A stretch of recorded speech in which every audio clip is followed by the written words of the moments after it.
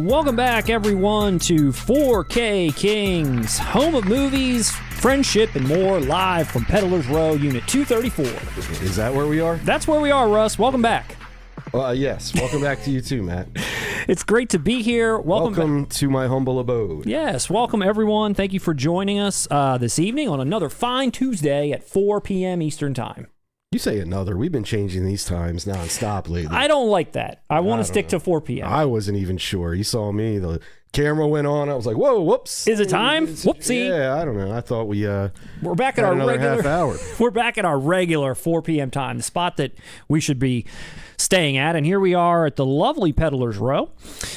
It is lovely. I can't think of a better adjective to describe Peddler's Row as lovely and dangerous. On a nice sunny day here. It is very sunny. It's very nice. It's very sunny. And a bit humid. A little bit humid. Lindsay is with us as always. Lindsay, the producer. How's everyone? How are you doing, Lindsay? Hello. I'm doing well. Not robot, again. Not AI Lindsay this week. Hi, everybody. Yeah. We didn't get the proper protocol. There's a lot of papers you have to sign to actually implement AI. Yes. Without... we'd have to tell you guys it's AI, yes. And we don't want to. We don't want to do that. No, we want to keep all of our tricks up our out of sight. You know. Lindsay, is the chat rolling in nicely? Yes. All of our favorites are here tonight. Mm-hmm. Awesome. Let us know if you're new to the chat. Let us know. Say hello. All of our favorites, obviously, we're happy to have you, and anybody that's new, happy to have you too. Mm-hmm. Let us know where you're tuning in from tonight. We love to see our international audience shining bright. Damn, I was about to say, damn right. Damn I don't know. right. And in my head, I was like, why am I that enthusiastic about what Matt just said? Damn right. Russ, we are just a little over 1,000 subs away from our 20,000 goal. Wow. We're getting closer. That's right. And the day we hit 20K, what are we guaranteeing, Matt? I don't know yet. What are we guaranteeing? A Patreon. Patreon. We're going to start robbing our fans the day we hit 20K. A Lindsay reveal? A Lindsay reveal? Is that what the fans want? Let's do a poll. More importantly, is that what Lindsay wants? Does she feel comfortable, or are you just... Do I get a say? She's like, no, get out of here. Can you provide consent first, Matt? C for consent. We'll see, but once we hit 20,000, it's going to be a momentous day, and it's going to be nothing but exponential growth from that point forward. I agree. All right, then. Round of applause for agreeing. You can find us more if you want to reach out to us. As always, this is our address as well as our email. You can always reach out to us at 4kkings.com as well. Don't forget to check that out. Check out some merch. Pick something up for the summertime before the fall season hits. Get a t-shirt or something. That's right. And if you're kind enough to give us a super chat, we will derail everything we are doing and answer whatever question you ask of us. Absolutely. No matter how mundane, we will reply. We will derail our entire show for you. For you, as you deserve it. Much to the audience's chagrin. I think I read a thesaurus before I came in today. You said chagrin, and I liked it. Yeah. That's the buzzword of the night. Chagrin. Bombaye. What do you do? I'm not doing that song. Come on. Not yet. It's got to come in just right. How come you'll never do it for me, but you'll do it in like... I can't perform on demand. Sometimes these things just have to come out naturally, and if I feel like I'm on the spot to perform, I just can't do it. Right. Just doesn't come out right. You got to stay in character. You're like Daniel Day-Lewis when you sing that song. Exactly. You got to get into that mindset. I've got to be there. Yeah. Hey, real quick. Yes. Can you see that comment that I just threw up? Is that true? I saw the channel recently hit over 2 million views. Congrats. I actually did not know that we hit over 2 million views. Me either. Thanks for checking that out, Q Branch MI6. Really appreciate that. That's something our producer should have made aware to us before, right? Absolutely. Even she didn't know. I know. What's going on? That is a big milestone. Bring back AI Lindsay. She would have told us. She would have. Thank you for letting us know. That is a great milestone. Congratulations, Russ. Yeah, congratulations to you too, Matt. All right. 2 million views. 2 million. Our That's videos. A collective 2 million, I'm assuming, or just on our child death video? Well, our child death video is a big portion of that 2 million, I'm sure. I'd say at least 1.8. Collectively, all of our videos have reached 2 million views total, and that's an awesome achievement. So, pat on the back for us. Thanks for bringing that to our attention. That's an accolade that I can brag about now in my personal life. And thanks for watching. Yes. And being a part of creating that milestone. Yeah. Yeah. But we do have a lot of great news tonight. We're going to be covering Criterion October announcements. We're going to be talking about some Lionsgate Limited announcements, some Zavvi Collector's Editions, a Last Boy Scout update, which I don't know if you're aware of this update, Russ. So I'm saving it for last. Well, somebody sent us a message on Instagram, and they made aware of something I wasn't aware of about an extended cut. Okay. Is there news about that? That's going to be, is it officially going to be on the 4K? I'm going to leave it as a surprise. You're going to make me wonder for like, what? I guarantee we're going to have like 4 obituaries before we get to the last Boy Scout. That's right. I'm going to make you wait till the end. Russ. And I would have the audience to please stop spoiling the stream for Russ. He comes in unaware of what we're going to talk about, and now you're sending in spoilers for what we're going to cover. Audience, do your thing. Hook your boy up. Come on. Hey, listen, our producer doesn't tell us our milestones. My co-host doesn't tell us what we're going to do on each live stream. I need your help. So we got a lot of news to cover, needless to say. We also have a roast or toast. Excited for that. So we got a lot of great things tonight. Last week, if you did not check it out, please do so. We dropped our Barnes & Noble in-store sale video for the people out there to enjoy. Dude, this is the hardest rap album cover I've ever seen. It does Look pop at that. off. Straight out of Peddler's Row. Yeah, we look tough. Whoa. Thank you, Lindsay, for making us look great here in this photo. That's all you guys. We do look pretty good. Oh, man. We pretty are good. strapping young lads. We are. Who are not to be trifled with. At all. And this was a really fun video to do. I want to thank, everybody that has watched it, as well as, the Barnes & Noble staff for allowing us in, Lindsay for filming everything, and it was just a really great time. Hope everybody enjoyed our trip. Yeah, it always is a blast doing these things. We need to do more, Matt. Yeah, no, I agree. And I don't know if anybody else wants to see us go anywhere else outside of these Barnes & Noble sales. Let us know if this is something more you'd like us to do, other places you suggest us go to. We've got a couple in mind, like Second and Charles, Walmart Steelbooks, perhaps, Target. Brouhaha. Yeah, definitely Latte Kings. Yes. Starbucks is a little cliche. It is. We got to hit the real spots. The real mom spots. and pop coffee shops. Yeah, no, I agree. Latte Kings forever, Matt. Latte Kings forever. So if you had, we are. People were also excited. They pointed out I grew 2 inches since last year. You did. It's impressive. You grew quite a lot. I hit a little spurt there. You did. You look great. There wasn't any of that, forced perspective. We were like right neck and neck this time. Nah, we didn't need it. I grew 2 inches, man. I'm almost like at your shoulders now. Well, we had a great time. I hope you all enjoyed watching this video that we put together. If you haven't seen it, check it out. It's out there for the world to view. I just give a little preview there, a little spoiler. I was getting nostalgic watching it. Yeah, it was kind of fun. Let's just watch that video. Yeah. Let's do a little commentary. A running commentary on a video we released last week. Say that. I bet people would love that. Let us know in the chat. Would you like Matt and I to do a commentary on one of our own videos? Just throw it up. Just be talk the most over meta thing. Then do a commentary on the commentary. Yeah. We'll inception the whole idea of commentaries. Reacting to our commentary. We're taking it to the next level once we hit 20K. I can see it in your eyes, Matt. Let's see. Coming soon next week, we will be putting up our Bullet in the Head review. Let's see here. We got a review of Bullets. I put mine away. Bullets in the Head. Just one bullet in the head right now. The latest John Woo film that Russ and I watched for the very first time and did a full review on. So looking forward to putting that up. Oh, there we go. Thank you, Lindsay. Can I quote the last Boy Scout? Say the title of this movie. Bullet in the Head. After fucking your wife, I'll take 2. This is the last Boy Scouts stream. Oh, it is, man. That's my goal for the stream. How many last Boy Scout quotes can we make? Can I just plan in and you not notice them? Perfect. Why did Mr. Milo cross the road? All right, that one was a little awkward, but I'm going to do it more naturally. I like that. I prefer that, actually. So we have that video coming up, and then we are going on break.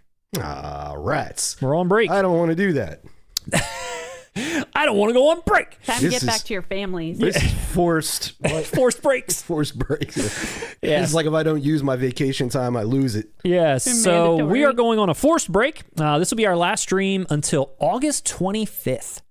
That's not too bad. It's not too bad. That's not too bad. What's that? Like a grand total of 3 weeks? It's about a month, yeah. All right. So basically, we're just skipping one stream. Yeah, probably 2. I'm trying to keep it. Yeah, we'll be doing. Yeah, you're right. People, one stream, Matt. Let's try that again. We're just gonna miss like one stream. Well, we're gonna miss like one stream. We'll be right back. August 25th. We'll have the Bullet in the Head video to tide you over, and then you'll have to wait with bated breath until we return. We got things to do. We got summer to enjoy. We got vacations to take. Yeah, I'm going to Hawaii. There you go. Are you coming with us? What? You guys are going to Hawaii too? Hawaii. Oh, wow. Look at that. We're going to Hawaii. All right, cool. So please, don't miss us too much. We will be back. And when we return, we've got a lot of great videos planned. We'll be taking a look at the Kill Bill Whole Bloody Affair release from Lionsgate. We'll be doing another round of, instead of worst 4Ks of all time, like we recently did, as voted by the audience, we'll be doing a best 4K version as voted by the audience. Yeah, that was a fun video to do. It was. And why I'm interested in doing the best of a little bit more is because we all kind of know collectively, and I think we knew this going in, that Terminator 2 was going to be #1, and it was. I have no idea what the community thinks is the best of all time. I'm really curious to find that out. I am too, actually. I don't think there's definitely a more concise consensus. See, man, I can like start reading that. sources, All right, man. okay. A concise consensus on worst. I agree with you. Yeah. I think it's more personal to label what's best. There's not as much of a, concise consensus. A little bit less of a concise consensus than the previous concise consensus we had. So we have, some Halloween content coming up. We've got more reviews coming up. So a lot left in the year. So thank you for sticking with us and waiting while we, enjoy some time with our families. Jeez, give us a break. Maybe we'll find some cool stuff, and you too, Russ, while you're on vacation. If you're coming to Hawaii with us or not, I don't know where you're going, but maybe we'll find things we could film like out in the real world. Out in the real world. What? Like Lindsay, why do you sound so innocent? That was the weirdest. Is she drunk already? She's like, hey, Russ, maybe on vacation. Let's go out film in the real world, man. What's going on in there? While we still have time left. I honestly don't know what you're talking about. What do you mean? You guys are going to be in Hawaii. What are we filming? What? What she's saying is we're going to do some filming, and what are you going to do? Yeah, maybe you can take some videos too. Okay. Yeah, we'll take some personal videos. Maybe we could get Kate, the producer, on the job. Kate, the producer. It sounds great, Lindsay. So what do we... Next up. All right. I don't think I've talked to anyone yet today, actually. Isn't that funny? Like when you haven't talked at all, and it's like 2 p.m. and all of a sudden you start talking, you like clear your throat, and you're like, "Wait, who am I?" See, we always shoot a video before our live stream, and I think it loosens us up a bit. So yeah, Lindsay, I'm just joshing. We're just joshing. I still don't know what you meant, but we ready for the news? I think we are. We all ready for the news? Lindsay, are you ready for the news? Yeah. Are the people ready for the news? Foaming at the mouth. Foaming at the mouth for the news. All right. So, top stories, or our first story tonight will be Criterion's October slate. And Russ, since we've been together last, I went on a little bit of a Criterion binge myself. That makes sense. We just bought a bunch of titles. So we bought a bunch of titles, and then we saw in the comments a lot of people things that they had purchased, and I was like, oh, I kind of forgot about that. I ended up watching Body Heat. I ended up watching a movie that Criterion is putting out in October because I saw a lot of talk about it, and I was like, oh, I'll check that out too, which I'll mention in a second. And I started but didn't finish, not because it was bad, but because I personally was tired and I wanted to make sure I gave it my full attention, was 5 Easy Pieces. I got maybe like 15 minutes in, it was late, and I was like, I'm feeling just a little drowsy personally. I need to make sure I give this my full attention. So I stopped watching it. Not the movie's fault at all. Just wanted to make sure that was clear. Did you see me in it yet?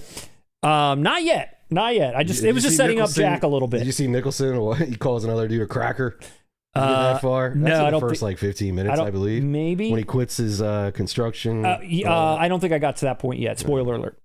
He's still in construction. Wait, can you say cracker on YouTube? Yeah, sure. Yeah. Because we are crackers. I don't know. Like, the whole grape thing and all that. I'm always unsure. Walking on eggshells. Don't walk on eggshells here, Russ. Speak your mind. All right, cool. Thanks, Cracker. So the first announcement for October. Have you seen any of these? I've seen 5 Easy Pieces, dude. It's one of my favorite movies. Have you seen? We talked about it on this channel a while back. Remember? Have you seen the announcements for October? I don't know. Let's bring them. Let's bring them up. All right. I didn't memorize them. If I had. First up is Guillermo del Toro's Frankenstein. I did see this. Yeah, yes. So coming out October 27th, 4K, Ultra HD, in a 4-disc set with 2 4Ks and 2 Blu-rays. 4? What? Yeah. Why? It's a thickened too. I don't have like the side profile of this, but it's like a thick. Why 2 4Ks and 2 Blu-rays? So I'm going to tell you. So this is obviously another Criterion del Toro joint. I don't think he's ever going to put a movie out that they don't put out. I said this. It was industry rule number 4080. You never buy a del Toro film when it first comes out. No. It will inevitably receive a Criterion release. And here we are. And here we are. Yep. So this is getting on the 4K disc. It's getting a theatrical cut, and what's called the Reborn Cut, which is a 158-minute director's cut, both in 4K, both with Dolby Vision, HDR, and Atmos. That's awesome. So plus a new commentary, making of documentary, a bunch of interviews, a Q&A, a bunch of stuff is coming with this. And despite not seeing this movie, I think this art is excellent. That is great art. I think it looks really cool. I saw a lot of people saying the art's better than the movie, which I don't know. And I saw this movie get mixed reviews. Same. And to be honest, especially with Del Toro's catalog, I didn't see a lot of his fans really excitedly discuss this film the way I have pretty much all of his other releases. Yeah. Even Crimson Peak over time has a devoted fan base now. Yeah. Mm-hmm. And maybe that's what'll happen here. It's taking some time for people to catch on. Maybe. Like you said, I didn't see it either, and neither of you. We're pricks. Yeah, we're peckerheads. But that director's cut, I wonder, what does that add to the story? Does that maybe make it what Guillermo himself really wanted it to be? Does that improve it at all? I don't know. But it's a pretty stacked set, great looking art, which I think is, excellent. That is I don't know if there's any fans of this movie out there. I'd be curious to know from our audience if people saw this and enjoyed it, or if it is sort of like mid-range Del Toro or even bottom of the barrel Del Toro. I honestly don't know. You know what happens with me? I'm of a certain age where I view films a certain way, and this came out on Netflix with a limited theatrical run, and for some reason in my mind, when that happens, it gets into my brain as content. Yeah. It just doesn't feel like I needed to rush out and see this. Like, dude, in comparison, I ran out and saw Shape of Water in the movie theater. Yeah. But this, I just felt like, it's on Netflix. Maybe I'll watch it one day. It's like nobody cares about it. Yeah. Let's just throw it out there. Yes. And I admit it. I don't feel like a lot of people admit this, but that's a problem with films, especially with filmmakers like Del Toro, who I'm sure he doesn't want it to feel that way. No, absolutely not. What I mean? No, and it won some Academy Awards for all the things you'd expect, all the effects and stuff of that nature. But yeah, no, I mean, I'd like to see, I like his original stuff. I mean, a lot of his stuff is based on some fables and themes and stuff from the past or whatever, but this being like his take on, tried and true material, that also kind of left me feeling like, I don't know if I want to see another Frankenstein movie. Maybe I do want to see it from him, but I don't know. You know what's crazy? I actually love this book, Mary Shelley's novel. I love it. I had to read it in high school and it blew me away. I've read it more than once. And I have to admit, dude, Branagh's, Kenneth Branagh's, De Niro. That is such a faithful adaptation. Like, whether you like it or not, I personally really do, because I love the book. But that is a very faithful take on that novel. And I personally kind of felt satiated. Yeah. Good job. Source words. I felt satiated by that one, Matt. Yeah. And I didn't really need another one. I understand most people did not give a fuck about that film when it came out. They did. It bombed hard. It did. But I personally enjoy it. I picked it up on 4K when Arrow put it out. You gave me your Blu-ray. Yeah, dude. I'm a fan of that. I saw it in the theater. Cool. Hey, I saw it out in this theater. I don't know who took me to see that or why. You saw it in the theater, and this because it debuted on Netflix and had that 2-week run or whatever, just so it could get award consideration. Yeah. It just came and went, Yeah. Well, curious to see what this consensus is on the, director's cut. Maybe, again, that improves it to some degree. I'm not against checking it out. I am interested in seeing it. It just wasn't something that really spoke to me at the time, and I have so many other things on the list to watch before this, but maybe I'll see it some point soon. I really do like this cover, though. I think Oscar Isaac, look at him there. And Lindsay's boy, Jacob Elordi, who looks like a Frankenstein. I think I might be more Oscar on this one. An Oscar guy.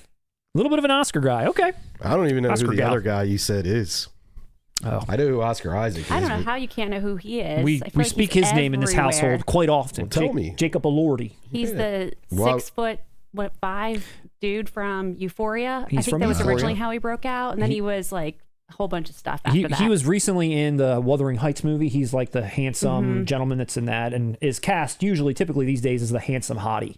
All right, cool. Well, what else we got going That's on? him. Nothing you said had me intrigued. I can't speak on what kind of actor he is because I haven't seen him act in anything. Personally, nothing. If he's in Wuthering Heights. Well, no, yeah, you're right. I can't say anything. Can't speak on it. I don't know. You're right. All right, well, that's your Frankenstein update. Next up from Criterion, we've got Silence of the Lambs. Wasn't the Kino release botched? So, yeah, it was. It was botched. So Criterion already put this out on Blu-ray, so this is just their 4K upgrade. We've gotten a Kino 4K, which was botched. Yeah. We've gotten an Arrow release in 4K, which was unbotched. Yeah, that's what I'm confusing here. So this is the third label to put out Silence of the Lambs in 4K. Yes. And Criterion, who originally put this out, I remember when we covered the Kino one, we were like, oh wow, they stole this right out from underneath the Criterion, but maybe they only had the rights for so long. Somehow Criterion came back around again and was like, we're putting this back out. I don't know. That happens a lot with Criterion and Kino. They share titles with, like, I mean, Misery did this. The list goes on and on. But that's strange. Is this the first time ever that especially a big title like Silence of the Lambs received 3 separate releases? 3 separate releases. So I'm curious. I can't think of another. Which of these? Unless you're counting like Imprint and all that, but I mean like the big Criterion Arrow, No, I picked the Arrow one up. Did you? I haven't upgraded this at all. No. Okay, so you own the Blu-ray. I own the Criterion Blu-ray of Silence of the Lambs. So you're the perfect person to ask, because I was going to ask this of the audience. Which one are you going to go with? I'm wrong. I did pick up the Arrow one. Did you? Okay. Because it had the slip on the thick. Yeah, I do own that. I forgot. I did upgrade this. I did. Wow. This is coming out October 20th. You know what it was? I kept my Criterion Blu-ray still on display because, all the features don't. You get separate ones. But I did upgrade that. Yeah, and that's the thing. I mean, I tried to do some side-by-side comparisons on the features themselves outside of the Kino one being botched. It looks like the Criterion one of the biggest standout features on this is the original commentary that's got Demi, Foster, Hopkins, like all of them are on it, and that's like a classic commentary, as well as some additional features that the other releases don't have. This Kino one's got a commentary from Tim Lucas and a bunch of MGM archival extras, and then Arrow has got newer commentaries, visual essays, some VHS like work print deleted scenes, and obviously the rigid box poster, all that kind of stuff that comes with the set there. I thought it was cool that Kino got a commentary from the Poodle. Is that one going to be on this? Maybe. All right. We'll find out. I learned a lot from that one. So I don't know, for anybody that's only ever owned the Blu-ray of this and never upgraded at all, is this the one you want? Are you gonna buy 3 of these? Did you buy Kino and Arrow and now you're gonna upgrade this? What's the move? I know. And I guess this is gonna coincide with another release I'm sure we're gonna talk about on 4K. Okay. Another novel from this series. Okay. Who's the author? Thomas Harris, I believe. I can't remember. Francis Dollarhide. That's right. Yes. Francis Dollarhide's famous series of Hannibal Lecter. I can't remember who wrote the book at all. But again, this is just a plain old upgrade for Silence of the Lambs. If you haven't picked up any of these other ones, maybe this is the one to end up getting. I don't know. But I'm perfectly happy with my Arrow one. I really do like this artwork, though. This is pretty badass. I've always liked this Silence of the Lambs artwork. The Arrow one and the Kino one is like the poster art that we kind of remember. Well, the original artwork, if you zoom in on that butterfly, I think it's like 2 naked bodies. Oh. There's something strange about that. I forget what it is now, but if you zoom in on the original poster, there's stuff going on that butterfly. Gotcha. Well, I don't know, Lindsay, if you want to do a poll, who's picking up this Silence of the Lambs? Poll if you want. Yeah, I'm with you. I'm good with my, now that I remember I own it, I'm good with that Arrow 4K and my Criterion Blue. Yeah, not sure if this is worth the double dip or not. But if you never did, definitely a classic film. If you've never bought any of these, that's a tough decision to make. I guess it really comes down to the features that you want and the packaging that you want. I would skip the Kino altogether because it's botched and everyone knows it. Oh, it's either first 20 minutes suck. First 20 minutes, the color's off or something. Yeah, no good. No. When I see that jism being slung at Jodie Foster, I need that in the best resolution possible. Ultra high definition. Did I say jism? I didn't learn that in a thesaurus. You said jism. Cool. Dude, summer school. I love that. When I saw that as a kid, when Mark Harmon, jism head, good one, and he starts writing it on the chalkboard. I didn't even know what that meant, but that pops in my head at least once a month. Jism. So wait, real quick, because I recently learned this, and I thought maybe I learned this late, and everybody else already knew this. But did you know the dog in Silence of the Lambs is also the dog from Pee-wee and The Burbs and Elvira? What was the other thing? Yeah. That dog, Batman Returns. That dog's filmography is insane. Yeah, that dog got around. Yep. Got around. Didn't we? What was the other animal we almost did a short on that. It was the bear. It was that bear in that one movie we talked about that was in like 8 different movies. I don't remember that. It was like I remember the dog one. The Great Outdoors Bear, and there was a movie The Bear, and there was like all these bear movies that this one Mike bear Myers was in. Speaking of that, though, he had a name. It was like George or something. Yeah, but even speaking about The Great Outdoors, the raccoons, they were robbed of an Oscar nomination. I mean, they carried that movie for me when I was a kid. They were hysterical. Why weren't they in more movies? The damn dog is? Yeah. Oh, you're right, because we were... Oh, no, I remember the bear, because the movie, The Bear. Yeah. That was like his biggest credit. Yeah. There's a short for you. All right. Next up from Criterion is a movie called The Shout. Have you heard of this movie? Can't say that I have, man. I hadn't either, right? I hadn't heard of this at all. I was intrigued by the poster art. I was like, this is pretty cool. There were so many people in the comments that were like, finally, can't wait. This is a great film. This is like cool psychological horror, all this different stuff. And this is one that I ended up watching. So this is in my little Criterion binge. After I watched Body Heat, I watched this. Man, you were serious. I was. Lindsay was out of town. I had nothing to do. I was like, let me throw a couple titles on here. I'm gonna culture myself in loneliness. Stars of John Hurt. Yes, as you know, he was the dad in Home Alone, right? Yeah, rest in peace. And this guy Alan Bates, who I hadn't heard of. Essentially, it's about like this couple who are kind of they're not invaded, but like this man like kind of enters their lives and starts off kind of being like friendly, but all of a sudden things become a little bit more ominous, and what his intentions are kind of a little unclear and maybe even nefarious. And he allegedly has learned this power from some Aborigines in Australia, where he can shout this certain shout that he can do that will kill anyone around him. And he's like talking about this is that something that he can do. But this whole thing is being told as a story to Tim Curry, who's also in it. Oh, wow. Which is this whole kind of like, story within a story. Like, is this a faithful narrator? Is it not? Like, it's left a little ambiguous in terms of what really actually went on. Was it real? Was it not? Was it in their imagination? Was it not? But so it kind of left you like a little unsure, but at the same time, it was very entertaining. It kind of gave me like Straw Dogs vibes at times. It kind of gave me some, just like, again, very psychological kind of horror. Interesting. Yeah, it was very cool. Pick it up? I'm on the fence about it just because I feel like it's one of those where maybe on a second watch, it would just like really solidify itself with me. It's a quick watch. It's like 88 minutes or something. It's not very long. Damn. John Hurt's pretty awesome in it. He plays a really kind of like pushover. That's why I said like that Straw Dogs vibe, where like people come into Dustin Hoffman's like realm and just push him around, kind of same thing. Take his wife from him. Same thing happens here, basically. So was 5 Easy Pieces like number 4 on your list to watch? It was the third thing that I was going to watch. I had a few movies I was going to watch, and 5 Easy Pieces was one of them. And I was going to watch Altered States or something else. I was like, no, 5 Easy Pieces. And I started watching. I was like, God, it's too late. I put it on too late. It was a work night. I was tired. Sorry, Russ. Wait, we'll get there. Matt, I don't know if you know this, but look at Scott Shermer's comment up here. Oh. I'll get my little head off. I'll never forgive Jerzy Skolimowski for the super sad EO movie he did a few years ago about the donkey. Oh, he did that movie?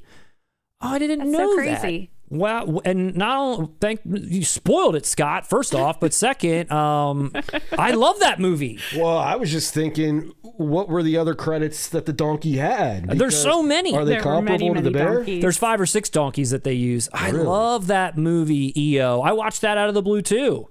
And that's a Janus Films, which is, tied into Criterion. But I kind of forgot or didn't even realize it's the same guy. Now I've got to pick it up. I got to support this guy. He's on here with a new interview. He's still alive. He's still with us. Mm-hmm. So now you're going to pick this up because he made the donkey movie? It's a great donkey movie. It is. It's a special movie. It's a sad donkey movie. The movie stars the donkey. There's like literally human actors that come in and out of the donkey's life. Does Eddie Murphy do the voice? He does not. He does. There's no voice. It's like point of view from a donkey that's on the run. It's like weird to say that. Well, I think they did announce that Donkey's getting his own solo movie in the Shrek universe. Yes, I think I'll hold out for that one. I love Eddie Murphy. Yeah. Man. So anyway, The Shout's cool. Check out EO. I would recommend that for sure. No, that does sound good. Another movie I wanted to check out is that Flow movie about the cat. We saw that. We watched that. I know. I still haven't. I really want to see that. I don't know why. It was that poignant. just looks calming and loving and I would sweet. definitely say it's that. Yeah. It's those things. Yeah. Cool. EO is a little bit more tragic, thanks to Scott friggin' Shermer. The movie itself is a little tragic to begin with, and it's adult. It's weird. It's kind of weird to even describe that movie, because when I watched it, I was like, I want to watch a donkey movie. People seem to love it. And I'm like, wow, this is like I wouldn't show it to Finn as an example. I couldn't. There's things that go on. There's things that, who is that? There's some things that go on in it that I wouldn't show my 12-year-old son. Okay. But it's a donkey movie. All right. Yeah. So anyway. Like Bachelor Party? Not exactly those types of things happen with he gets caught up in a bachelor party and horrible things go on. Okay. No. I think I look for I look for different things in my donkey movies. Yeah, maybe. So good shout out for The Shout and EO, of course. And then here's what else is coming out from Criterion in the month of October. Christine F. which I heard is very tragic. I love film. how on that cover they're like, "Hey, motherfuckers, this has David Bowie in it." Damn right. And shooting up. You got your heroin and Bowie. You can't go wrong with this one. Welcome to the Terror Dome. I have no idea what that is, but I am so intrigued by it because Yes. of the Public Enemy song and all that. Like, I've heard that title forever. Yeah, it sounds pretty cool. Yeah. And then the first films of Samuel Fuller. Yeah, he was crazy. Yep. And let's not forget as well, it will be released that month, is the complete Kubrick. Complete what? Kubrick. Every time you say that, I think you're going to say Kubert. Kubert. I pronounce it the way I heard William Friedkin pronounce it. I know a lot of people say Kubrick and whatever, but he said Kubrick, and God damn it, I'm going to say Kubrick too. How do I say it? Stanley Kubrick. I say Kubrick. You say Q. I'm going to go Q. I go Q. I'm going Q. That's That's what I'm going with. Good. Nobody can get mad at us because one of us has to be right. We're right somewhere. Yeah. One thing that I wanted to mention about this, and this is sort of old news, like from maybe 2 weeks ago, but I just wanted to share because when we originally covered this, we talked a lot about, the price and whatever, and it's super complete, and I'm sure it's excellent, and the packaging looks great. There's actually a really cool featurette on Criterion's YouTube channel about the making of this packaging and how they came up with it. Really fascinating. But Imprint at the same time, and I don't know how many of these volumes they're going to put out, they're putting out the 1953 to 1957 Stanley Kubrick, which is these 4 films: Fear and Desire, Killer's Kiss, The Killing, and Paths to Glory. So if you're interested in kind of like piecing it out and want to purchase these couple of boxes at a time, maybe you could. Maybe you don't want the early stuff and you don't want these movies. You want that like meaty middle portion of his filmography. I don't know. Maybe you just want the end of it. I don't know. But they're putting... I want the meaty middle of Kubrick. That meaty middle. So here's what it looks like on the inside. You got that meaty middle. Got a nice script booklet. I should have called it that. The meaty middle. The meaty middle. Or the next one when it comes out. This 57 to like 60 something. Meaty middle. So I at least wanted to throw that. 2001 and Dr. Strangelove. In case the people, meaty middle of Kubrick. Yes, in case people were like, "Hey, that's too much for me. I'm going to wait. I got to wait for this or that. I'm never going to pick it up." It looks like Imprint's going to kind of put these out in portions, if you'd like. That's pretty cool, honestly. Because the Kubrick set is, it's pricey. It's a lot of movies. It's a lot of movies. And not everyone can hold out for a 50% off Barnes and Noble sale. Absolutely. Like us kings. Like us kings. Yeah. That's right. So just wanted to throw that out there as I mentioned. What do you think of the cover there with Kirk Douglas? Screaming. Yeah. I think that's interesting. That is an interesting cover choice. I would have put Kubrick on it. That's true. It's his set. It looks like they're trying to say that's Stanley Kubrick on set, like that's a camera rig or something. And he's yelling at the like production assistants and whatnot. The cast, like he kicked Kubrick off his own film. Like, I'm directing this now. This is my set. This is my meaty middle. Obey my meaty middle. We need him posing with like his hand on his chin, like Spielberg. Yeah. Yeah, one of those classy photos. Yeah. Or like the Sears portrait turtleneck. What was one we saw recently? Oh yeah, that was a good one. His collection. So, all right. So that's your Criterion. That's your Criterion update, everyone. Why don't we check in with the chat before we go forward? Would you like to do that? That sounds fun, man. I'd like to do. What's the poll you're running, Lindsay? Oh, that was if they were going to pick up that Silence of the Lambs release. And what are they doing? Looks like 73% said no. Nice.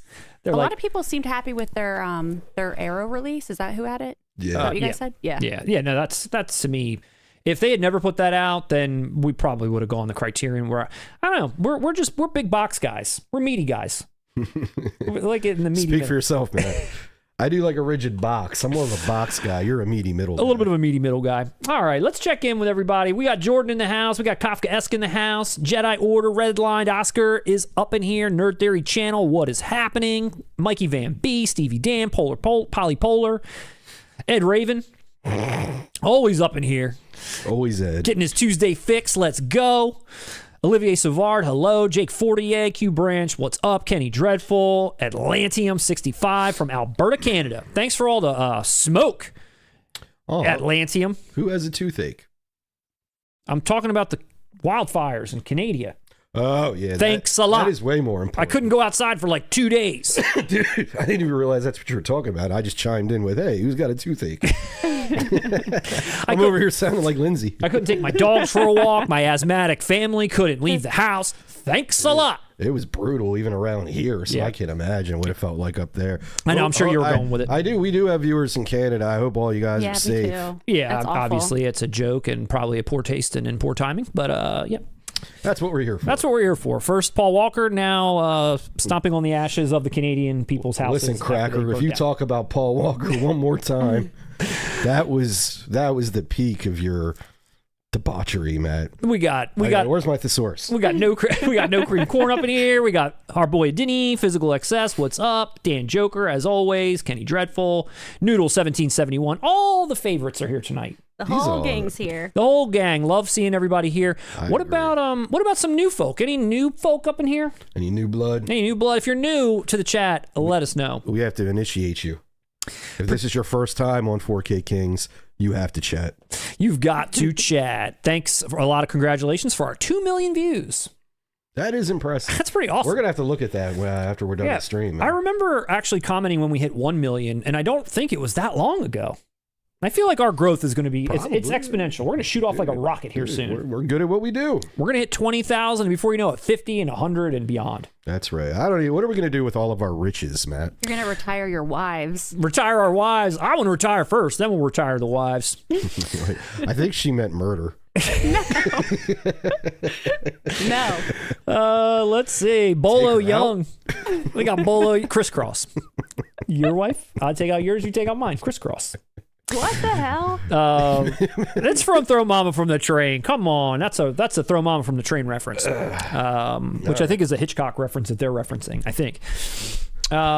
Let's see. We got Oscar saying sad about that Pee Wee movie debacle at Barnes & Noble. Me too. That shaky ass loose disc. Lucy, yeah, that was sad. Well, wait, I thought you didn't. I thought there was one there that wasn't. No, they were both loose. Oh, they both were loose. Yeah, I didn't pick up any. Someone commented though that because they're coated, like they have like that protective coating on them, that they probably wouldn't be scratched up. Okay, all right. I don't want to take any chances, but I appreciate that thought. Yeah, that's nice. Let's see. It's 50% off, but I mean, I want it to be packaged correctly. Shaw 84. Rest in peace, Kaylee Hoddle. I did not prepare an obituary for Kaylee Hoddle. I'm not even sure who that is. I'm going to need someone to tell us who that is. I think she might be the young woman from the Godzilla movies. I'm lost. I think she died today, and she was like maybe 18. Oh. Okay. Very young. That's tragic. Yeah. I had no idea. I think that's who that is. Oh my gosh, I hope I'm not making that up. That's terrible. Let's see. Who else we have? Jedi Order, Google's Trials. What's up? We already mentioned, the Notorious Nemo. I'm going to Hawaii. Gail. Sure are. Let's see. Do it in a Adam T72 NYC says do paradise. Do a Mystery Science Theater 3000 style for your Barnes & Noble trip commentary. We should. Polly Polar said, we want a day in the life with Russ. I think that'd be so funny. Day in the life, we're waking up, cameras on. Why does Lindsay think that'd be so funny? I don't know. I'd love to see what my you do. Life is. No, not you being funny, but like it being a funny video. That's how I took it. Is that what you meant? Or you meant he's funny? Let her speak for herself, Matt. I think I would love to see how you live your day. I don't know. I don't know what you do all day. It'd be interesting to see. I'd love to see anyone's day in their life, though, to be honest. There you have it. It's pretty depressing. Honestly, it's a pretty depressing day. No, it's like, when you think you really know somebody, but then I bet you do stuff throughout your day that I'd be like surprised by. She wants me to join the real world. Yeah. You see when she worded that? Yeah. What is it? We're stop being polite and start getting real. The real world. True story. Frankie Poindexter 445 is in the building. Got a lot of people here tonight. Loving it. 5 Easy Pieces rules, says No Cream Corn. Yeah, look. Adam Oblivion said I watched 5 Easy Pieces because Russ told me. I didn't tell you to, but and loved it. Recommended, and loved it. Thank you, Adam. Well, I mean, I didn't make the movie, but thank you for listening to me and recognizing a quality flick when you watch one, man. Got a Frankenstein blind buy here. There you go, right there. Blind buys are tough in this day and age. They are. And Frankenstein's not making the cut for me on a blind buy. When I've read someone had purchased Body Heat, I was like, oh crap, I forgot about that one. And I was like, would I blind buy that? And I was like, well, I have a chance. Let me just check it out. And it is a movie I would probably pick up. It is pretty cool. You saw it? No. Oh, it's pretty cool. I didn't know what to expect about it. I just thought it was like sex. Right. I just thought it was like a movie about two people, hot and wet and sex, and that's it. And it's in it. Isn't it ice cubes and stuff? It's definitely. That's 9.5 weeks. There's a lot of sex, but it's sort of like a mystery, like noir kind of a thing, where she's hot. He's like a private detective who's kind of slimy, and she hires him. Is it Adrian Lynn? No. Who made it? I can't remember. Adrian Lynn did Fatal Attraction. Yeah. But yeah, they get involved. She's got a really rich. Oh my God! Cell phones are going. It's muting all cell phones here. It's a flash flood warning. I couldn't help it. Flash flood warnings are happening. Hopefully, we're okay in the where we're at, Peddler's Row. We got a good insurance plan here. But you know who the rich wife is played by? The captain in Rambo. Colonel Troutman. Yeah. Who's the guy's name? Oh my God. What is it? Come on. It's right there. It's on the tip of my tongue. Damn it. Dude, in like... Hot Shots, he's in it too. Come on. Well, even the 60s one with Audrey Hepburn. God, it's good. It'll just come to me. What's Colonel Troutman's real name? He's the rich husband, and they're kind of hooking up on the side, and she starts saying stuff like, I really wish we could get rid of him. Wait Until Dark. Remember he was in that too? Yeah. She's basically saying, I wish we could get rid of him, kind of a deal. And then the plot goes from there. So it's pretty cool. Well, let me ask you this, Matt. How does it stack up to Sliver? I mean, as far as a plot goes, much more cohesive, much more a better payoff. Except if you're talking the director's cut where they fly into the volcano, I might have to disagree. Oh, okay. So Sliver is better than Body Heat. The sex is a little steamier, whereas Sliver's a little raunchier. It's kind of like, what do you want? Do you want steamy or do you want raunchy? There's room for both. Yeah, I'm not talking about the literal like sex. I'm talking about the films. What's the better film? The better film is Body Heat. It's Silverado. In your mind. Oh my God. I know it. Oh no! So stop! I'm just kidding. Shit. Is it Richard Crenna? A couple people threw in there we go. Richard friggin' Crenna. Thanks to Mellow Fellow, no prize. Yeah, he's cool in it. He's cool in it. Yeah, I like him in it. Henshaw fan.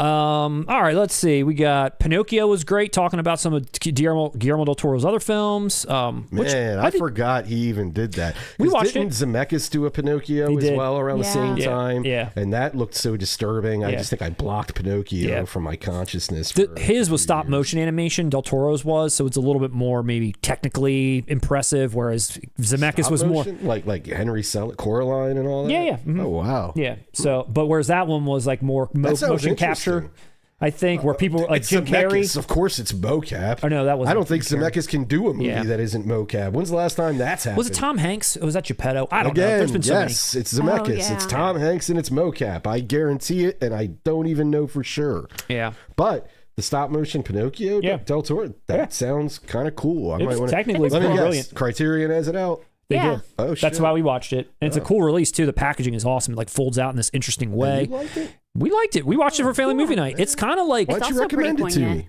The original story of Pinocchio is a little darker, and this is that version. It's a little bit of a darker version, which is kind of cool. I enjoyed it. I liked it.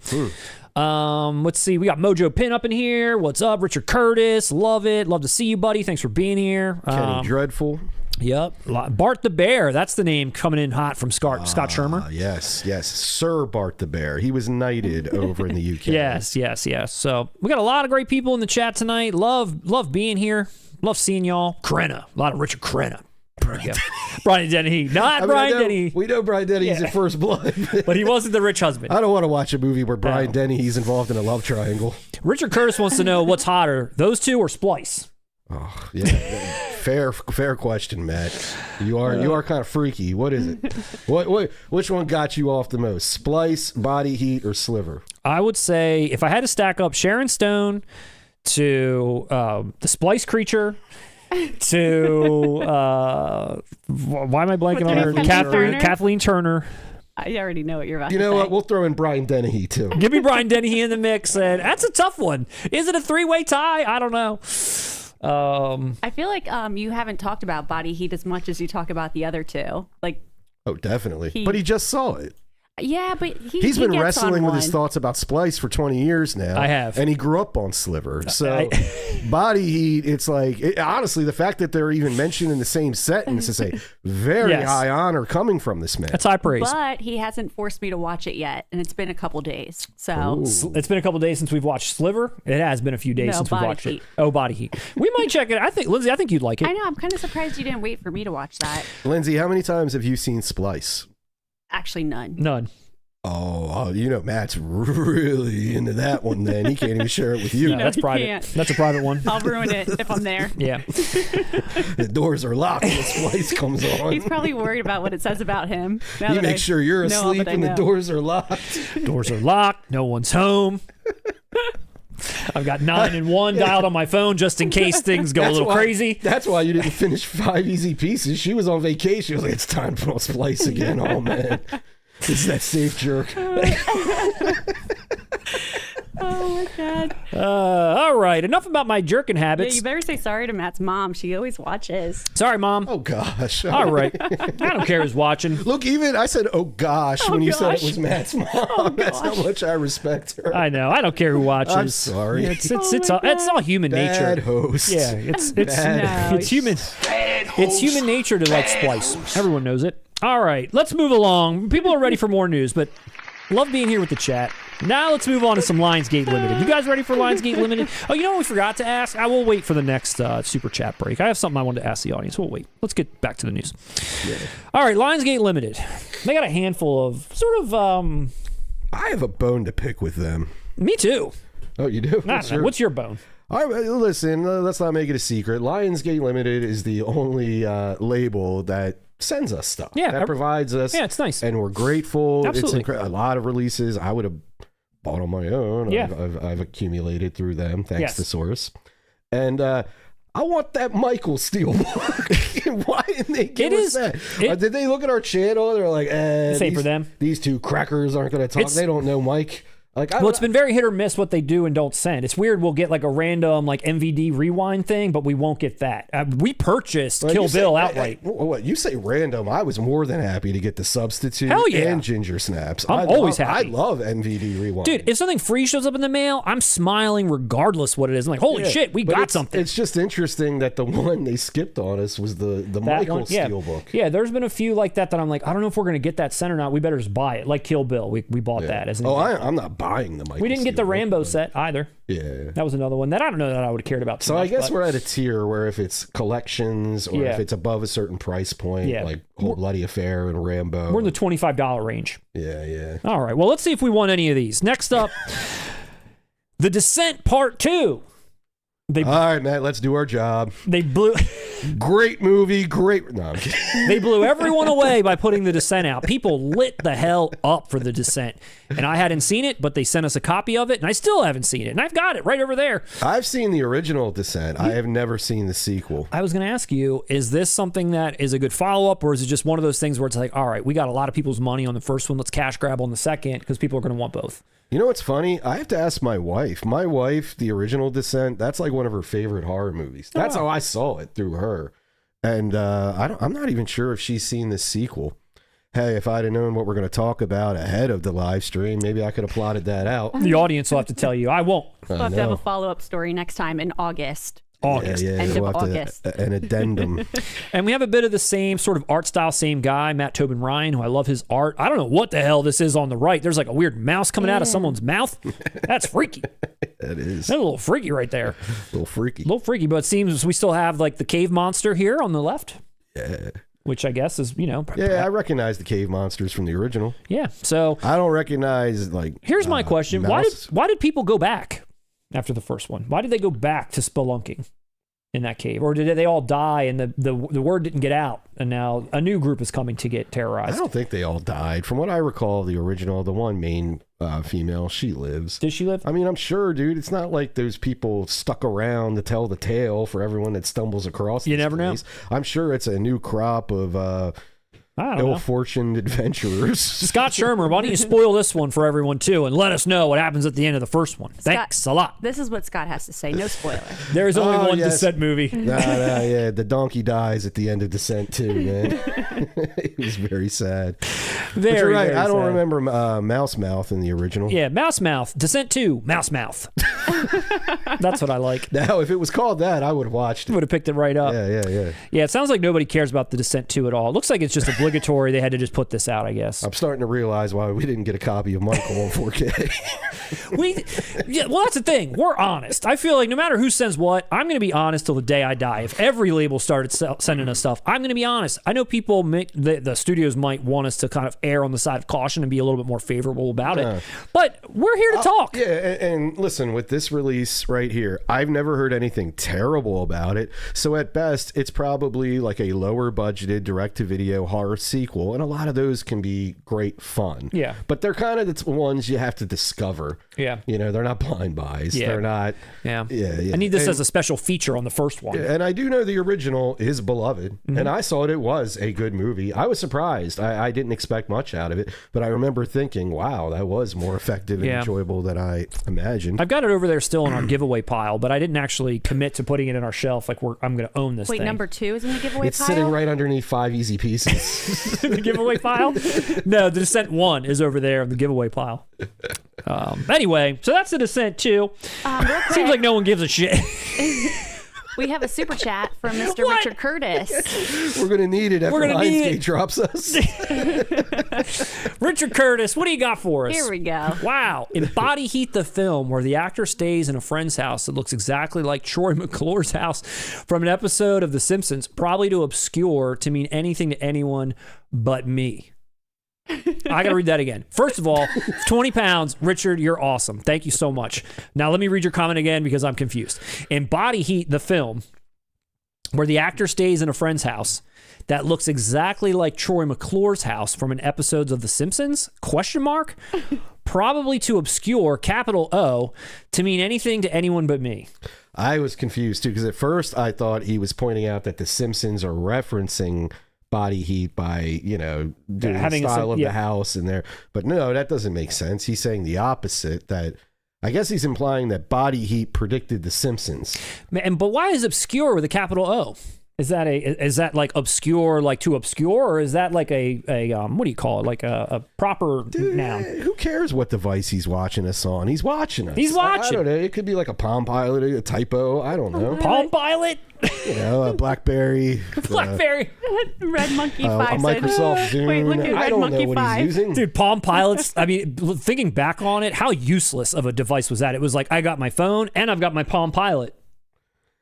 Honestly, my life was more organized when I had that than it has ever been since they went obsolete. Richard, don't send another super chat. Just retype your comment so that we can understand it and answer you, please. Adam Oblivion says you're thinking of Body Double. Body Double. And then Red Monkey. Oh, yeah. Red He does Monkey stay 5. in a friend's house there. Red Monkey 5 says, Richard, are you high?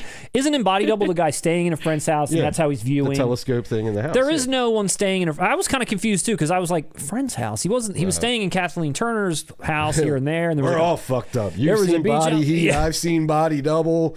Lindsay's drunk. I mean... But yeah, so none of us can answer the question. But Richard, we love you anyway, and I really appreciate that. Round of applause for you. But please rewrite that comment. That makes a lot more sense if he's referencing Body Double. Okay. So now we can all relax. Yeah, let's calm down. When you want to go through it, do it. I started watching Body Double. All right, turn that one off. I didn't like it. Turned it off because I didn't like it. Are you serious? Yeah. Get the fuck out of here. I'm not kidding. You need to discuss that immediately. What didn't you like? How far did you get? Did you get to the Frankie says, that song? Did you get that? I did. There was just something about it. Did you get to like the tunnel scene? I liked it. I just didn't like the main character. I felt like he was. You didn't like Bill Maher? It was kind of corny. I kind of didn't. Dude, stick with it. And you know what? This is evidence. Remember, someone gave me shit. This is vindication for me. Someone who used to always troll our page, going off about casualties of war. Remember that? Yeah. Because all I did, I was like, Matt, don't watch Body Double just yet. I was like, you have to see first fucking... Oh my God, Angie Dickinson. You have to see Dressed to Kill first. Yes. You did see Blowout. I did. I love Blowout. And like I said, I was like, there's about 2 more movies you need to watch before you see Body Double. Because Body Double is a fuck you to the critics and audiences that were criticizing him about all the violence and all that shit. Yeah. There's a lot of stuff. You kind of have to be, if you're a fan, that movie is on your wavelength. Okay. And the only other movie he did that with, it's similar with Raising Cain. So if you would watch Raising Cain right now, you would probably think the same damn thing. Mm-hmm. But if you're educated on all the De Palma bangers and you see what he's doing in these 2 movies, they're fun. They're excellent. I still need to see Dressed to Kill. But Body Double, even with that, Raising Cain is required to have what I just said. Body Double is still enjoyable without it. You turned it off? I did. Wow, dude. Wow. I don't know what to Sorry do. I brought that up in the middle of the news. I don't know what to do with you. That's crazy. Lindsay, please tell me the chat I don't think people are happy with you right now, annihilating you. Dude, body double. All right. They're revolting. The chat is revolting. Like I said, you didn't even get to relax. Frankie Goes to Hollywood. None of that. Like, dude, did you get to the part where the vertigo shit happens in the tunnel when he's trying to find? How far did you go? I'm having a hard time remembering. Did you even get to Melanie Griffiths? I did. Okay, I was about to say, it's a minute before she appears. Yeah, I did. I got to her. All right, well, next up for the news, we'll just leave that there. The drill scene? The murder with the drill? I believe so. It's hard to remember. It's been a while. Because let me explain to you. Do you understand what De Palma was doing with that scene? I think it's a little phallic. It is. It's incredibly phallic. He did this intentionally. He took the most phallic idea he could, because after Dress to Kill and Scarface, he was picketed for all of his violence and the macho shit. Like, he was really held to this thing. So when he did Body Double, he was like, all right, that's what y'all think of me. I'm going to do a long-ass, drawn-out scene with a man with a drill murdering a woman. And if you remember that scene, dude, there's even a part where it gets unplugged in one part. Yeah. Because he's drawing it out so long. And he has to go plug it back in, then go back into it. He's saying it's a fuck you to his critics, dude. That movie has, like, you gotta. It's got meat. Okay. But maybe I was in a bad mood for it. Maybe I wasn't in the right mood. Yeah, you gotta. All right. You gotta correct that, man. I'm sorry. That one, wow. Out of the history of this channel, that threw me for a loop. I did not expect. I thought you would love that. You love Melanie Griffith. I do. That alone. She's good. The main guy maybe is a little... Lindsay, were you there? She wasn't. No. She was not. Wasn't. Anyway, so one that I did see through to the end, Sing Street. Oh, yeah. Oh, I don't like that art. I don't really care for this movie a whole lot. I just wanted to mention it because we have seen it, all three of us, for our friend movie night. A good friend of ours, Roger, who's out there. Shout out to Roger. We didn't choose to see it. We didn't. He played this. Roger blessed us with it. I thought it was going to be maybe better. I didn't really care for it as much. If we do end up getting this in the mail, Roger, this one's for you. I don't know if we will or not, but just wanted to mention that this sort of seemed out of the blue for me. Also, they're putting this out on VHS. We are getting this in the mail. Are we? We got the confirmation email yesterday. Oh, we got a confirmation email. Sing Street is on the way. Are we getting the VHS copy too? Nah, like you said, we have a limit. We have a little bit of a limit. Well, for all you fans of Sing Street, you're getting Dolby Vision HDR and Atmos, a legacy making of, some discussions, auditions, a music video, and a new Lionsgate Limited extra. But listen, we've seen this movie. Those are awesome features for what this film is. And I'll tell the audience what I told our friend Roger at the time, and that was the first 20 minutes of this movie, I was genuinely invested. And I thought, wow, this might be pretty good. Yeah. And then it turned into High School Musical. That's what I felt. Yeah. And I was a little disappointed. And the ending of it was a little... Yeah, I was a little disappointed at how cliche it went and how cute. Yeah, a little too cute. But the first 20 minutes, I thought, where they were putting it all together. One of them was like dressed up as a goth and all that. It was kind of funny in the beginning. I was like, I could potentially roll with this. Yeah. But yeah, it got way too sweet. Too sweet. Well, I don't know if there's any fans of Sing Street out there. Probably not, but it's part of their slate, so I thought we'd throw it up. Are there some fans? Yeah. Okay. Like I said, I wouldn't say this is more of a wasn't for me. I wouldn't go out and say this is a terrible movie. Yeah, I don't think it's bad. There's an audience for this kind of a movie. I'm with you. Like our friend Roger. Yes, absolutely. It's just one of those things that I would chalk up to like not being 100%, not me clicking 100% with. Yeah. Yep. Concept cool, but I didn't click with it all the way. And then the last thing Lionsgate Limited's putting out the month of August. So these are all August titles. The Furious. They better send us this. This is one that I am dying to see. I almost watched this in my Criterion run because I was like, but I didn't. I'm interested to check this out. Yes. The reviews are too insanely good for this film. Insanely good reviews. Lionsgate, if you're watching please. We're doing your work, so give us this one. And I know, and so this has the most, like when we watched this trailer, like it gave me obviously the Raid and the Raid 2 vibes, and there's a guy in it from the Raid, and it just has that same spirit. A couple of guys from the Raid are in it. It gives me that exact same spirit. And the people that are pumping this up, I haven't seen too many people say, the best thing since the Raid. I haven't even seen really people talk about it, so I don't know. Really? If have you? Okay, I wasn't sure if people were looking at this rave like about this movie. No, about comparing it to the Raid. I mean, Oh, no, I haven't seen any literal comparisons to the Raid. And that's why I was saying maybe people seeing this are like, damn, what a great action movie. And I would just point them at the fact that the Raid has probably done something similar to this. I just don't know how much further they have taken this movie with the action. I don't know. Dude, I've heard nothing but praise about this. And I've heard people say, like, go see this in theaters. Please support this. Like, this is a badass movie to see in theaters. I agree. And we need more of it. Yep. I hope Lionsgate hooks us up. We'll do a review. I would love it. Because out of every movie that came out this year, this one's probably the one I was most interested in. Yeah, especially based on that trailer. Yeah, for sure. So this is August 11th. It's getting all the great, Dolby Vision, HDR stuff, Atmos, a bunch of special features specific to Lionsgate since they are, putting this out themselves. Just this kind of release. This isn't a Steelbook.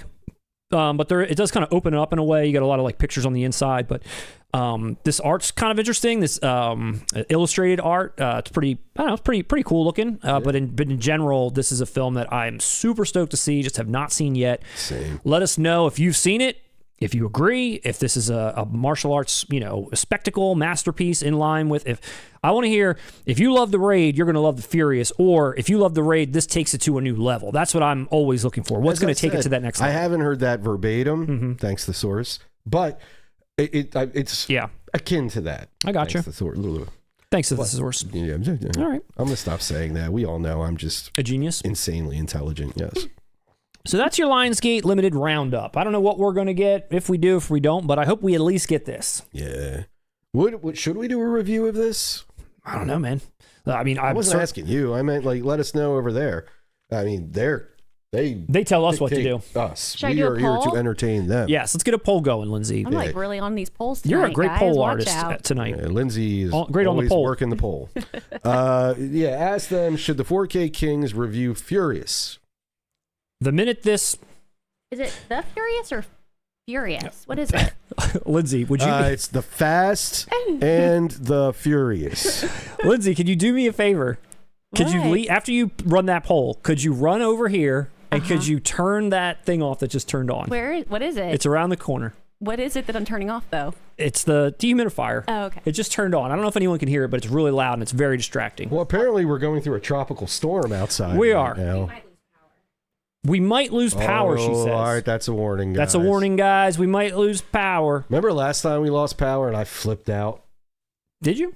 Or no? Well, thank you, Lindsay. Just walk right across. There were some technical difficulties that and I had to... Remember we were fighting, it was muted. Yeah. Nobody could hear, and we had a whole, like... Let's keep powering through, just in case. I appreciate that help. All right, so that's Lionsgate Limited. We're doing a poll on if we should review The Furious or not. The minute this comes in the mail, if it does, I'm picking it up. And if it doesn't show up in the mail... I want to buy this for sure. Oh, yeah.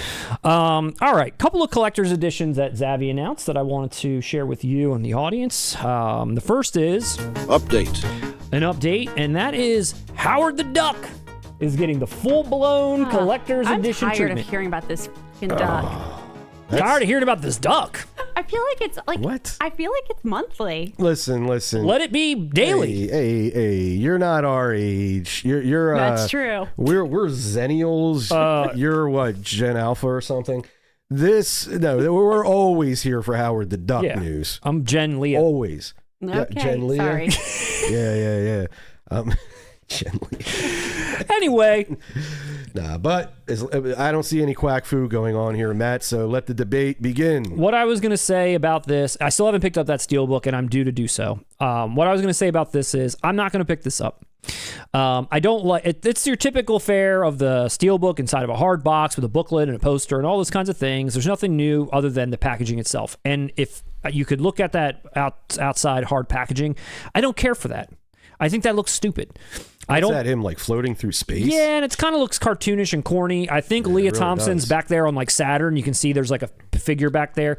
There's your real gripe, huh, Matt? Basically, she should be front and center. If the original poster art was somehow involved, you would have had my money because I still haven't bought this in 4K yet, and that would have been it. But this is just too goofy.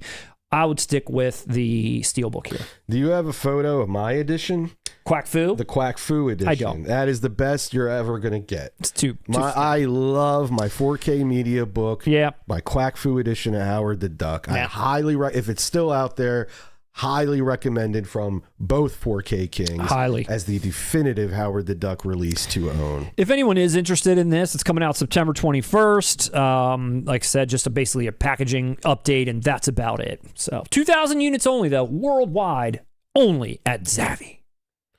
I mean, all right, sarcasm aside, is Howard the Duck, where do you think that stands in pop culture? Do you think it's beloved, or do you think it's like just people our age have a response to it? I mean, the name is known and it's mocked.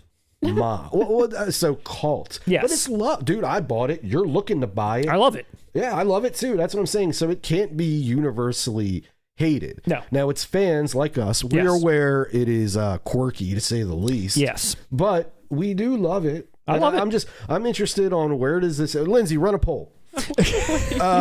Where does Howard the Duck stand in pop culture, in the pop culture zeitgeist? Yes. Is it Battlefield Earth, or is it like something closer to, say, I don't know, The Sandlot? I don't know. Oh, I do hear the thunder out there, though. It's thundering. It's going off. It's going off. I don't hear any rain, but it's thundering, baby.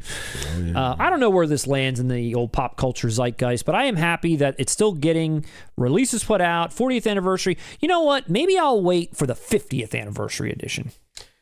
I'll double dip if it's the Quack Fu 50th anniversary edition. I love that cover. You love that cover. You got to get that prepared.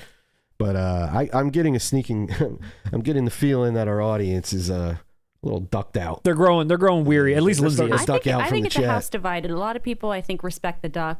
A lot of people respect the duck. But it sounds like some people are in the same boat as me. It's just, all right. Well, we'll move on, as this is like I said, I think this is an interesting title that really does kind of tell you how old you are. Yeah. If you're a millennial. If you're an older millennial, this means something to you. If you're a younger millennial, like Lindsay, Casper means something to her. Where Casper doesn't mean jack shit to you or I. Not at all. You see what I mean? And I think that's an interesting divider in our generation. Our age groups, yeah. Well, that was deep.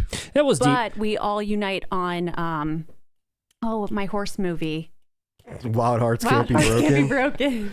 Well, we all unite that Cliff Robertson's mullet is a thing of beauty. It's a thing of beauty. And we need that in 4K. Not even the whole movie, just all the Cliff Robertson scenes. Legendary. The rest of it could be a DVD. They knew what they were doing. You know, often breeze blows and his hair goes with it. They knew exactly. Man, it was breathtaking, beautiful. Oh, God, that hair was silky smooth. I was just watching it on TV and I could feel it. You can feel it. You can feel Cliff Robertson, he is all man. Well, since this is a duck household, we're going to cover Howard the Duck every time it comes up. But we'll move right along since there really isn't much to tell other than there's a collector's edition out there for diehard fans, which I am one, but this just does not hit it for me. Dude, I don't own Die Hard on 4K. So I am in the market for the release I need of Die Hard. I have it in 4K.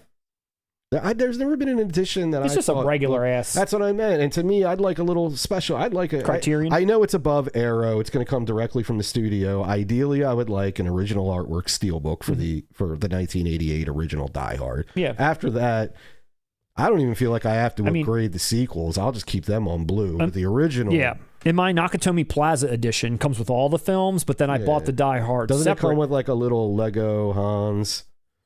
No, but that would be awesome. You could play with then let them fall off the thing. Yeah. But you're right, though. If they put out a steelbook with the original art, with like the building and the explosion on top. Yeah, with half Bruce Willis's face, half that. Oh, sick. That's the one I'm waiting on. All right. That's the one I'm waiting on. I do that with the classics. I did that with the Indiana Jones movies. I did it with Back to the Future. Hang on. I'm going to do it with Jurassic Park. I like those big titles that are just, across the board classics to all of us. I like getting the steelbook original artwork of those. Kind of like Howard the Duck.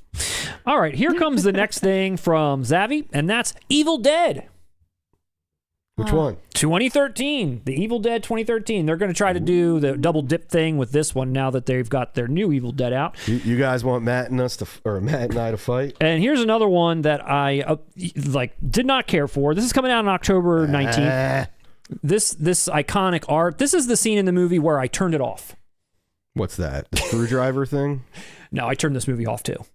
I was 15 minutes in. I was like, I disagree with you. I'm a fan of this movie. I was not. I'm a fan. I think this did everything it needed to do for the time period it came out. And it was messy. Messy. The only thing I will concede after thinking on it more is that I think I better understand that the first Evil Dead, the original Evil Dead, does not have that same sort of comedic charm that the other ones have that make it what it is. Yeah. And they're trying to do a remake of that, which this clearly is going for more brutality than anything else. But I think I'm so used to my Evil Dead not being so brutal that watching these, I almost feel like I wish it didn't have the Evil Dead name and just stood on its own. I don't know. I can see that, but I give it too many points in the opposite direction. Like you said, it's not a remake of Evil Dead 2, which is, straight up comedy. Yes. It's trying to do with the original, and they did establish by the end of it that it's not technically a remake. It's just another group that went to this cabin. But the other thing I always give it credit on is they wisely, when it was sold as a remake, it wasn't, here's a new person as Ash, which everyone would have rejected on sight. Yeah. You know what I mean? I like that they did a little bit. I'm not saying it's a masterpiece, but I'm just saying in comparison to the newer ones, what would you rather watch?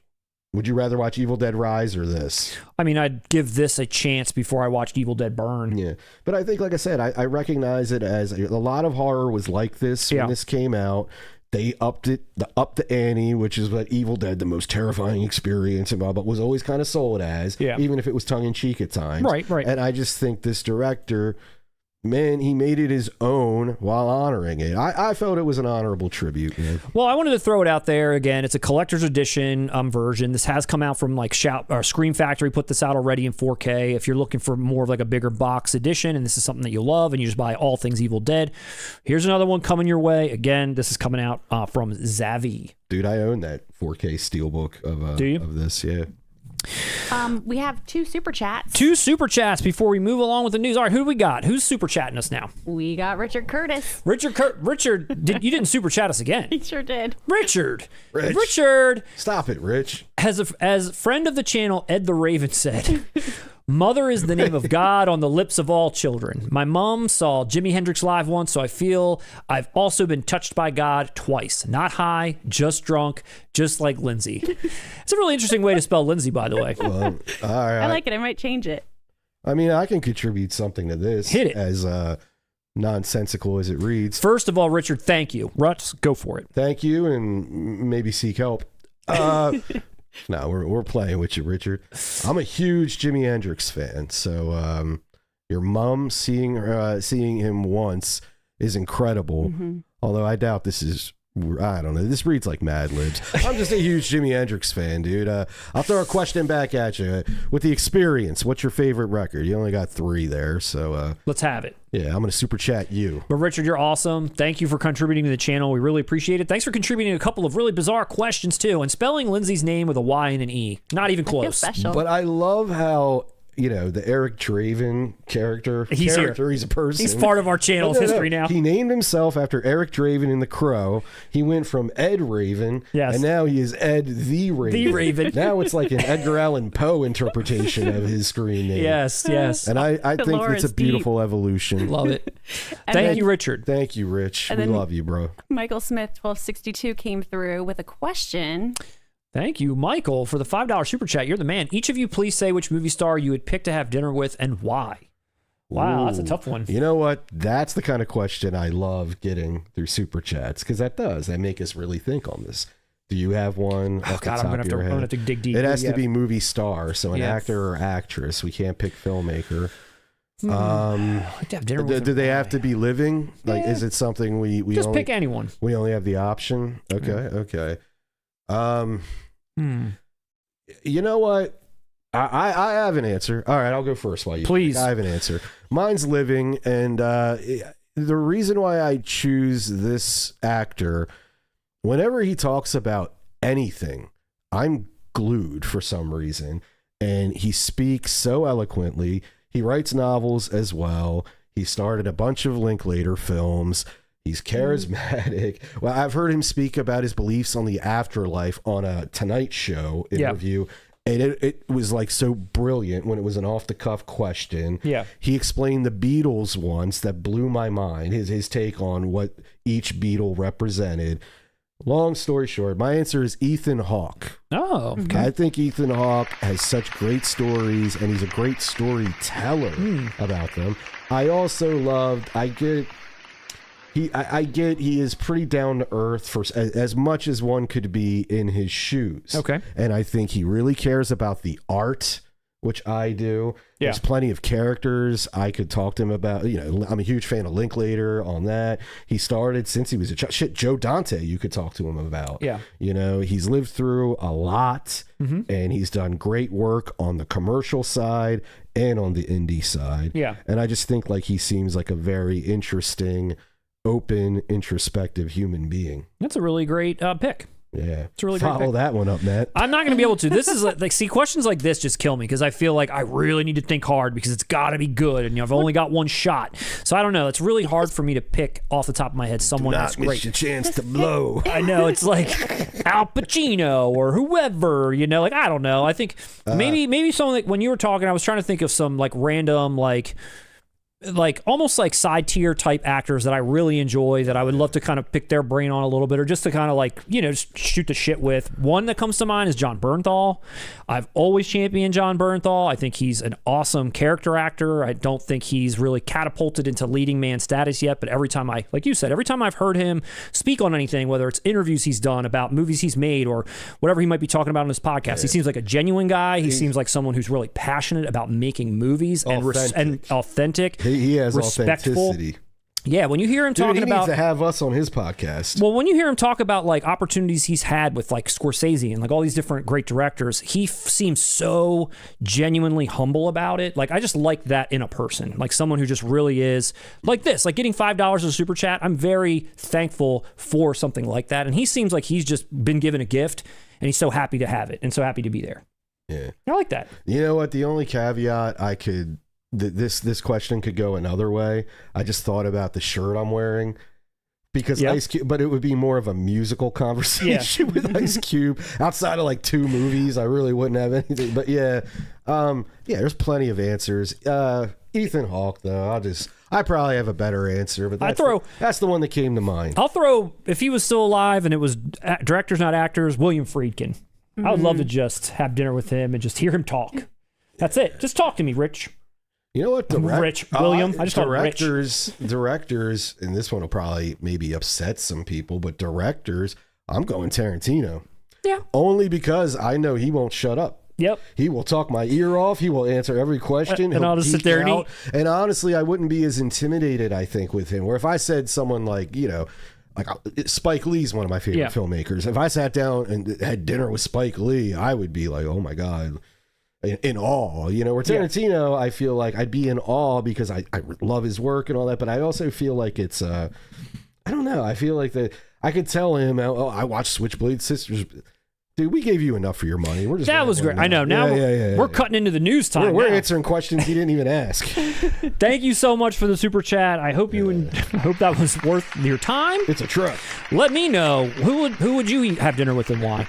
All right. So the final leg of the show here. We got a couple more releases to cover, and then hopefully we'll have time to do our roast or toast. All right, so a big title announcement that just came in. We've been kind of discussing rumors about it, and now we've got pre-orders up finally, and that's for Manhunter, the final cut. It's here, 4-disc collector's edition. Release date still TB announced. But pre-orders are live. You can pre-order this on Amazon UK. Diabolic DVD's got it. Orbit, I believe, has it. 40th anniversary release, which is being timed with the theatrical re-release of this film.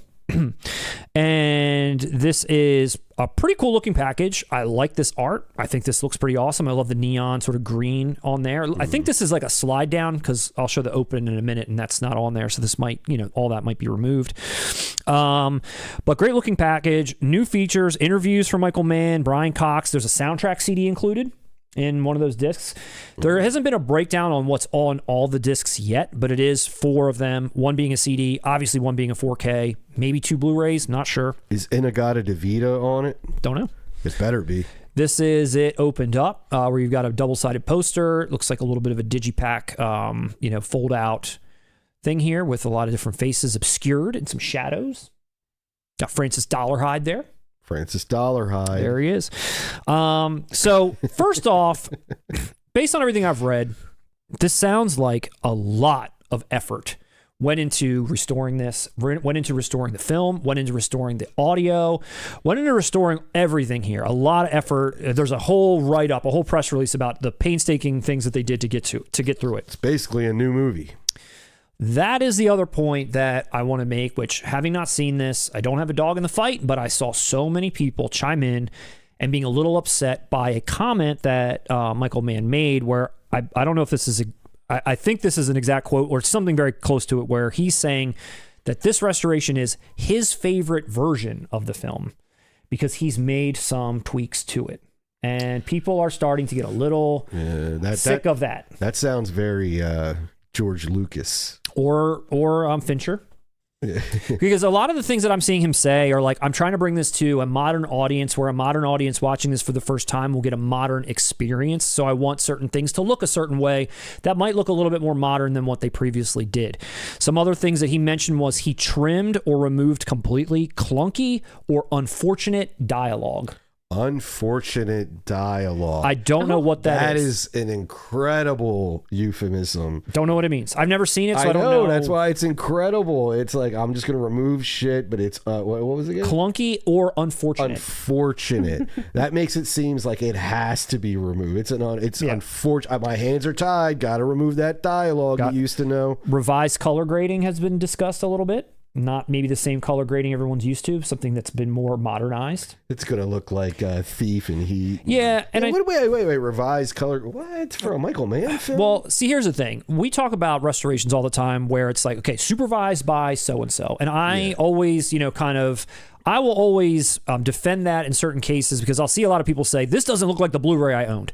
Well, maybe the Blu-ray you owned wasn't supervised by anyone. Maybe it's just whatever the studio wanted to do. And now the filmmaker is putting out what the theatrical experience should have been, what it really should, how it should be represented at home. So I always kind of try to defend that. But when we hear stuff like, I am going to change it for my sensibilities today, not for what I wanted it to be back then, that's where I get a little, I don't know. Here's the rule.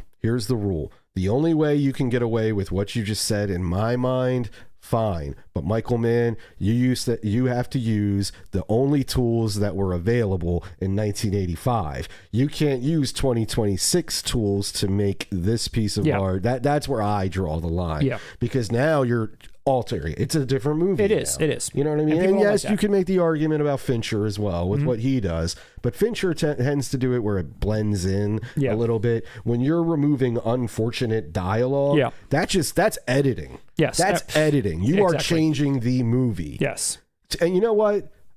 I'm happy to hear this, because I was going to pick this up. I wanted to buy it. Yeah. And I was looking at it and I was like, that's going to be so pricey.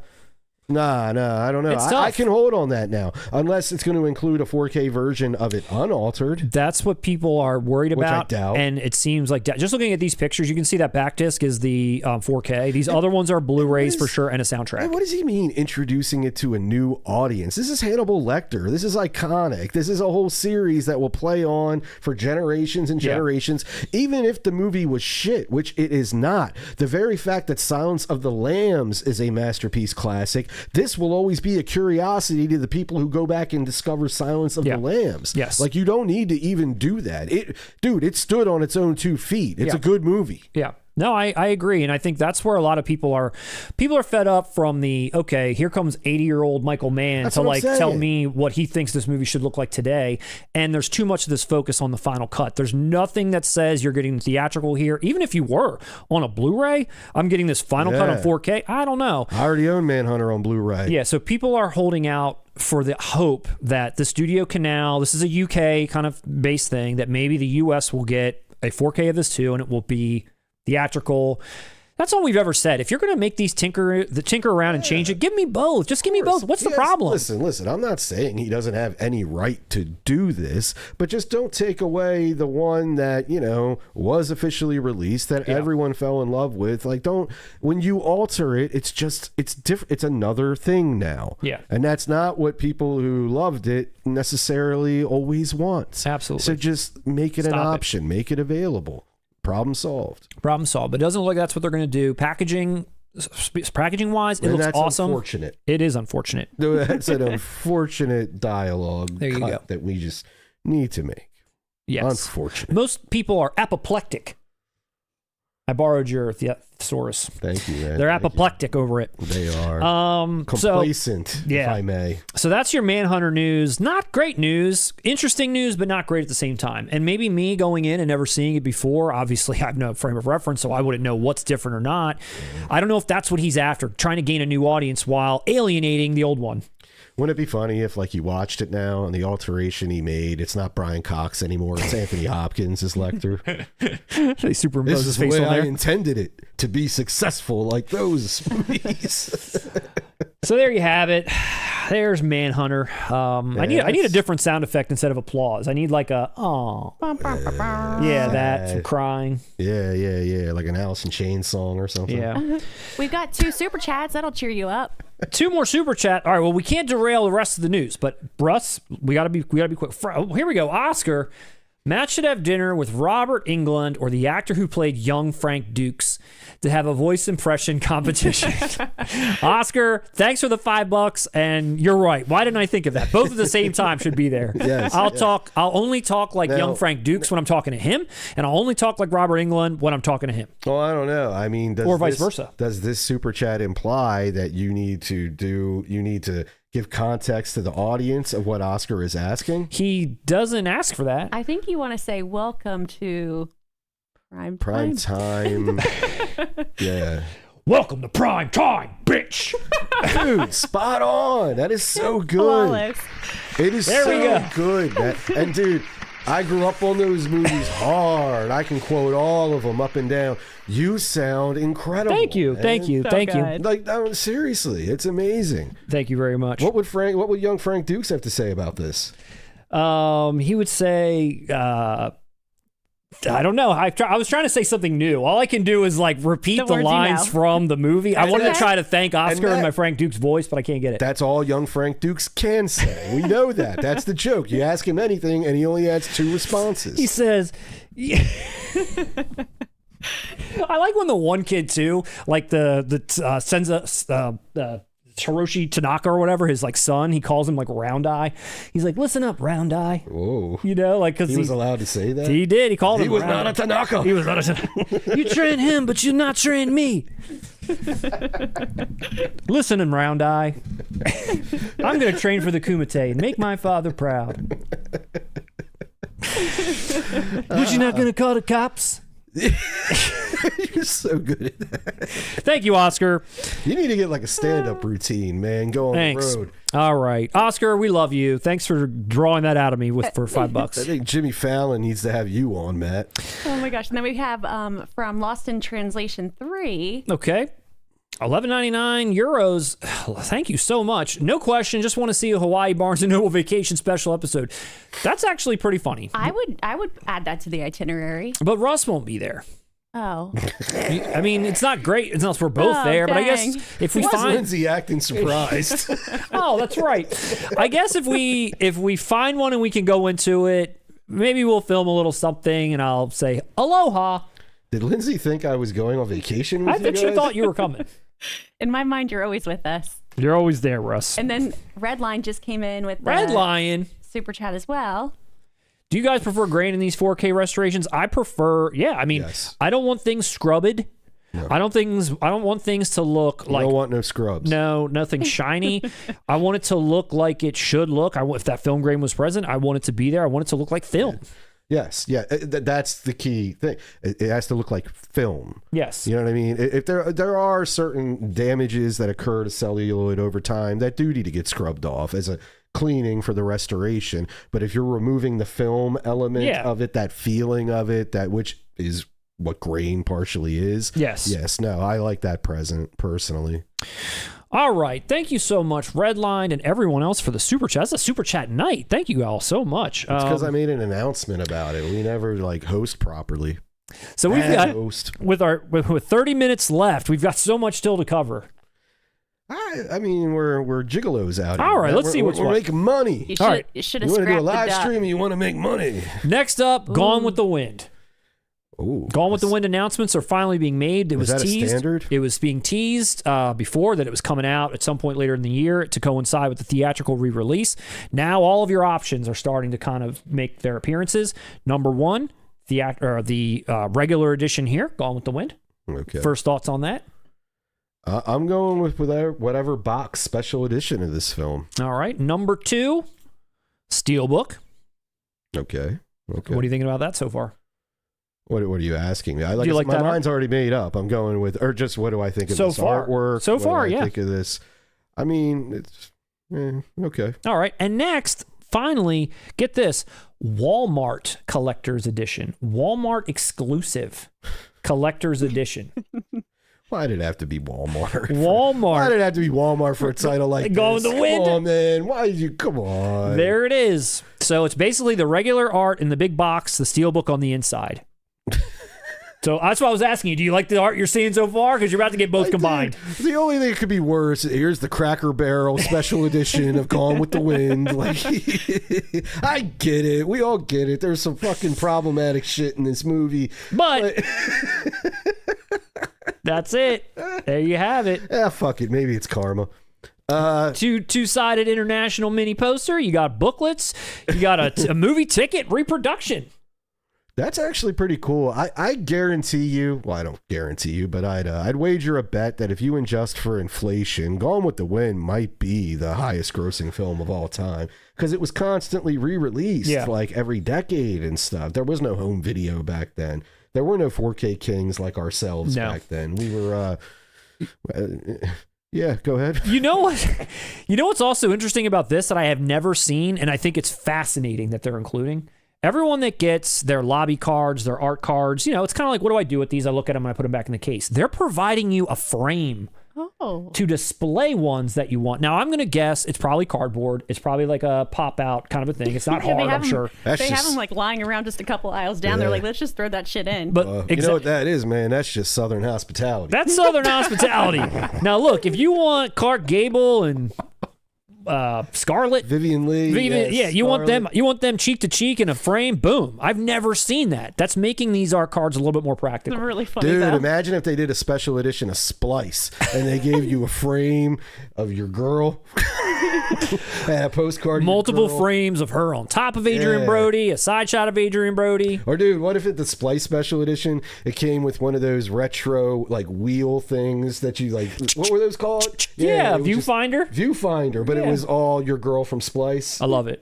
I'd be like, Lindsay, don't bother me. We gotta add that. We gotta add that to the merch shop.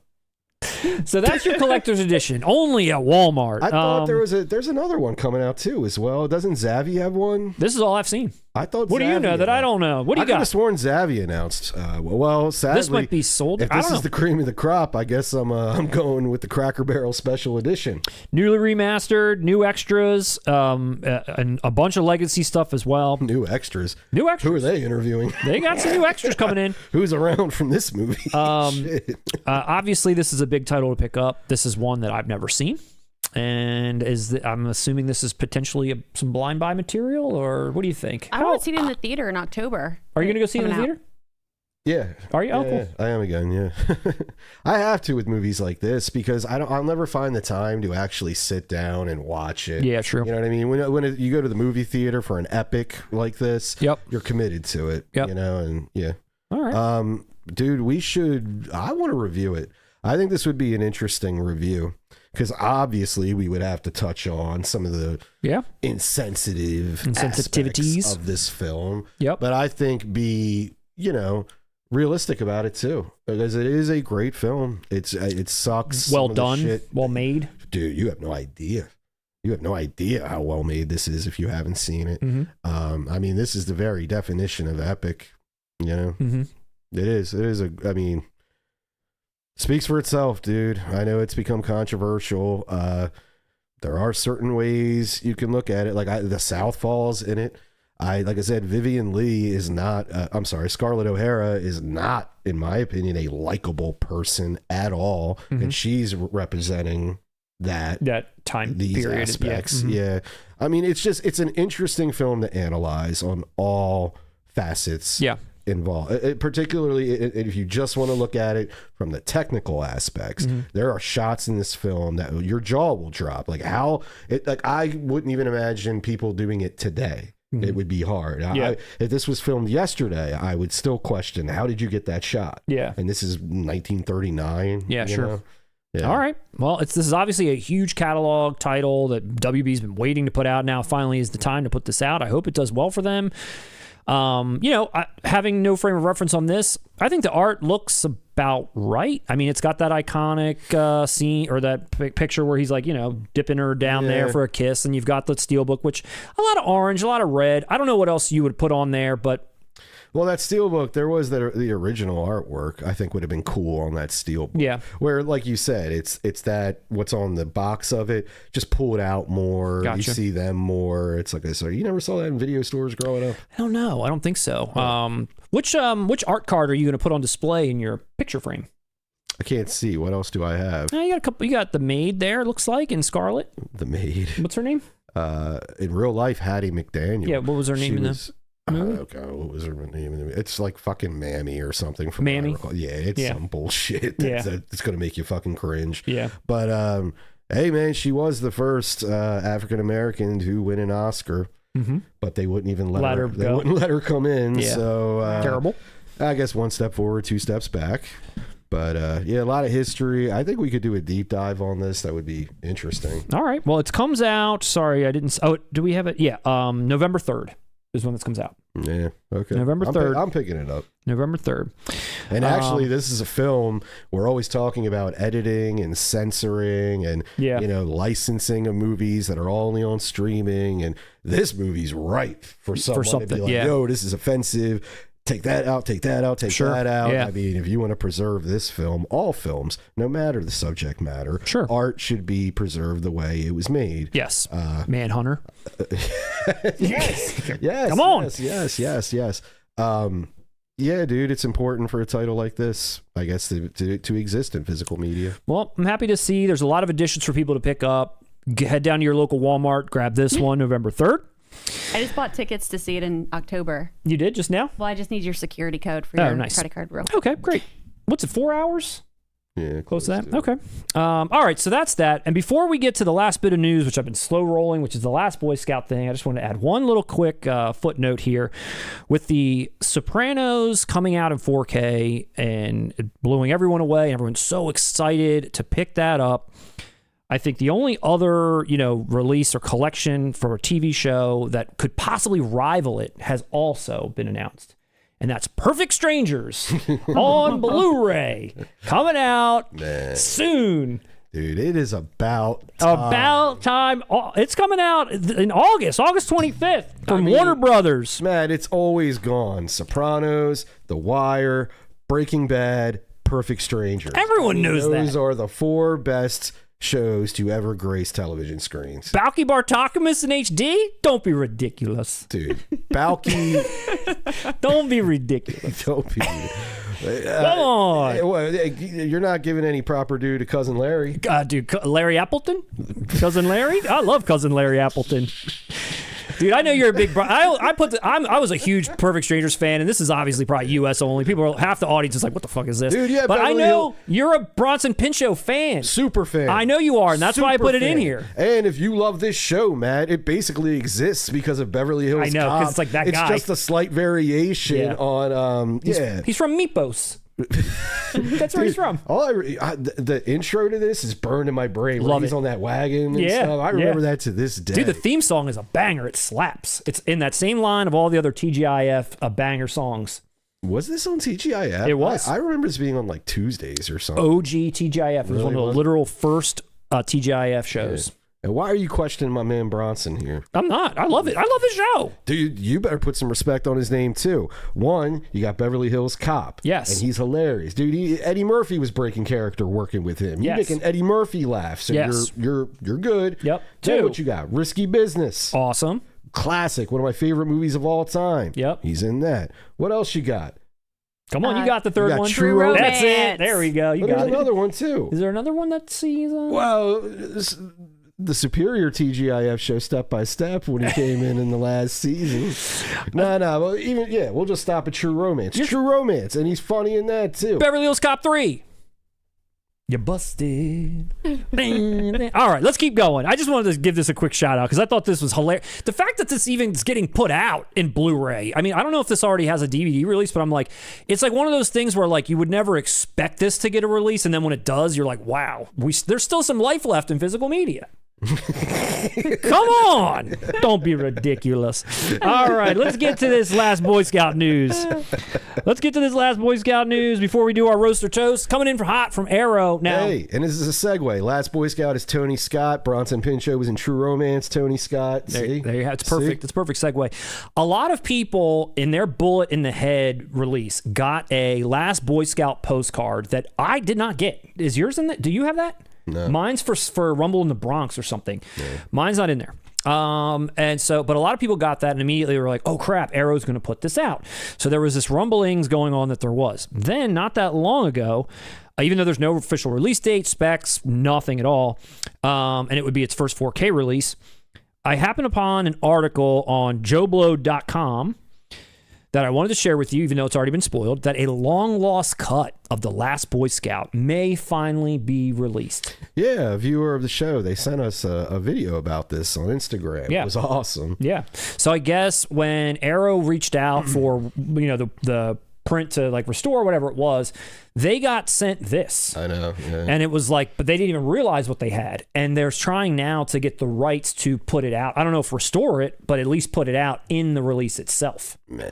Which you and I were talking the last time when we brought this up, and I was asking you, what do you think would be included? And you were like, I don't know. It's kind of bare bones. It's been a contentious whole production. Like what could be included in the actual release itself. Yeah, the DVD had nothing on it as far as supplemental features. Right. The Blu-ray, the only Blu-ray we got was this paired with Last Man Standing, no features. Yes. Yeah, dude, there's never been anything about this. So to see this, I was like, wow, that's crazy. It is. And if we get this, oh my God, dude, my childhood will be like complete now. Yeah. And that's a quick little quote from someone from Arrow that was talking about it. Yeah.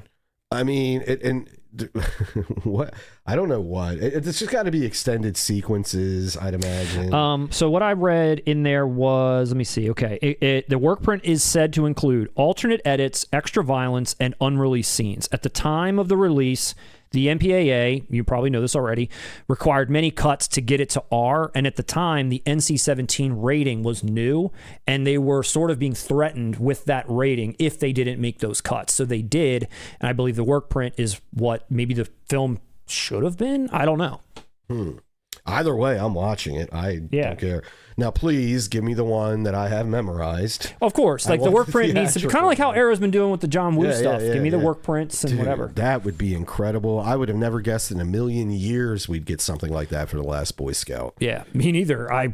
Based on just what I know that you've told me. So this is shaping up to probably a kind of cool release. So who knows when we'll see it? It sounds like they're trying to get the rights to do it. So when will this be announced? Take their time. If they get the rights to do this, take your time. I'll wait. Take your time.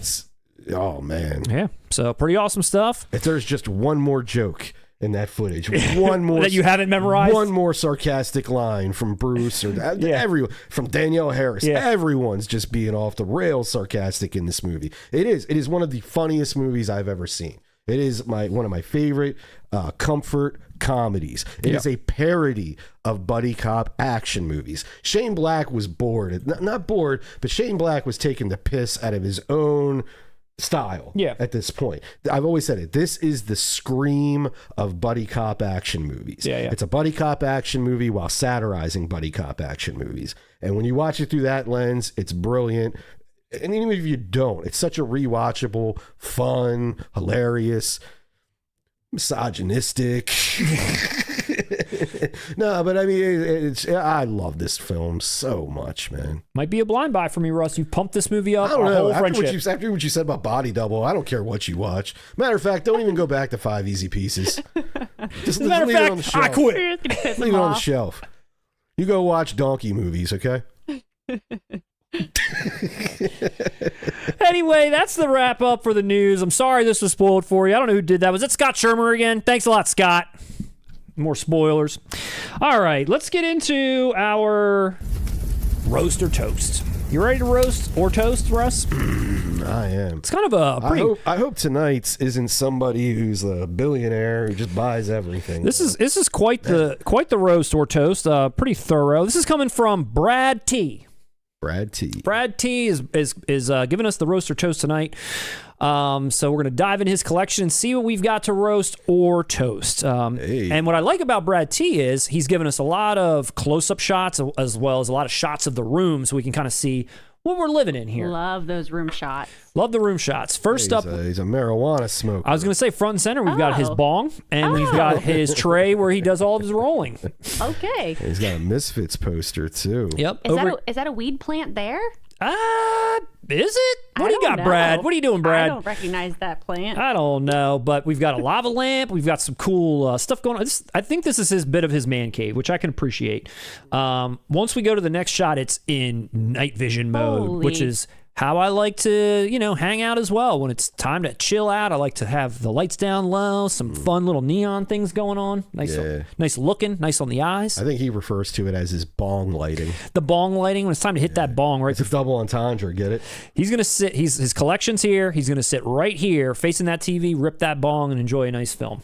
That's right, man. All right. And throw on some Misfits in the background to rock out. Here's another angle. We've got a little DJ music production station, which is pretty cool. Is that a Fergie album on the left framed, or on the right? I'm sorry. We got Fergie framed with her Supreme shirt on, 9 Inch Nails, some skate decks. This is cool. another side, more music production stuff. I see an MPC. It looks like. I think I see a keyboard. I've got those monitor speakers too. Love those. Hey, the old Yamaha. A marijuana smoker who listens to Bob Marley. What? Get out of here. Get out of here. So yeah, this looks like quite the cool little room. This is an awesome. Yeah, I like it. Dude, I'd hang out here. Yeah, it's a great room. This is this other side with the lights on. Looks like he's like a DJ. I don't know if you just do this in your spare time or this is something that you go out and do for money. I don't know. Looks like we got some Sonos speakers too, like that. Sorry, that was awkward. Roam the streets DJing for money. Okay, DJ for money. At second glance, I think the plants are fake, but I could be wrong. Those pots are very small to generate such a big plant. Who is that smoking that joint? That's Kate Moss. That's Kate Moss. All right. That's Fergie. Lindsay knew. Kate Moss for the win. I mean, if you squint, it looks like Fergie, but...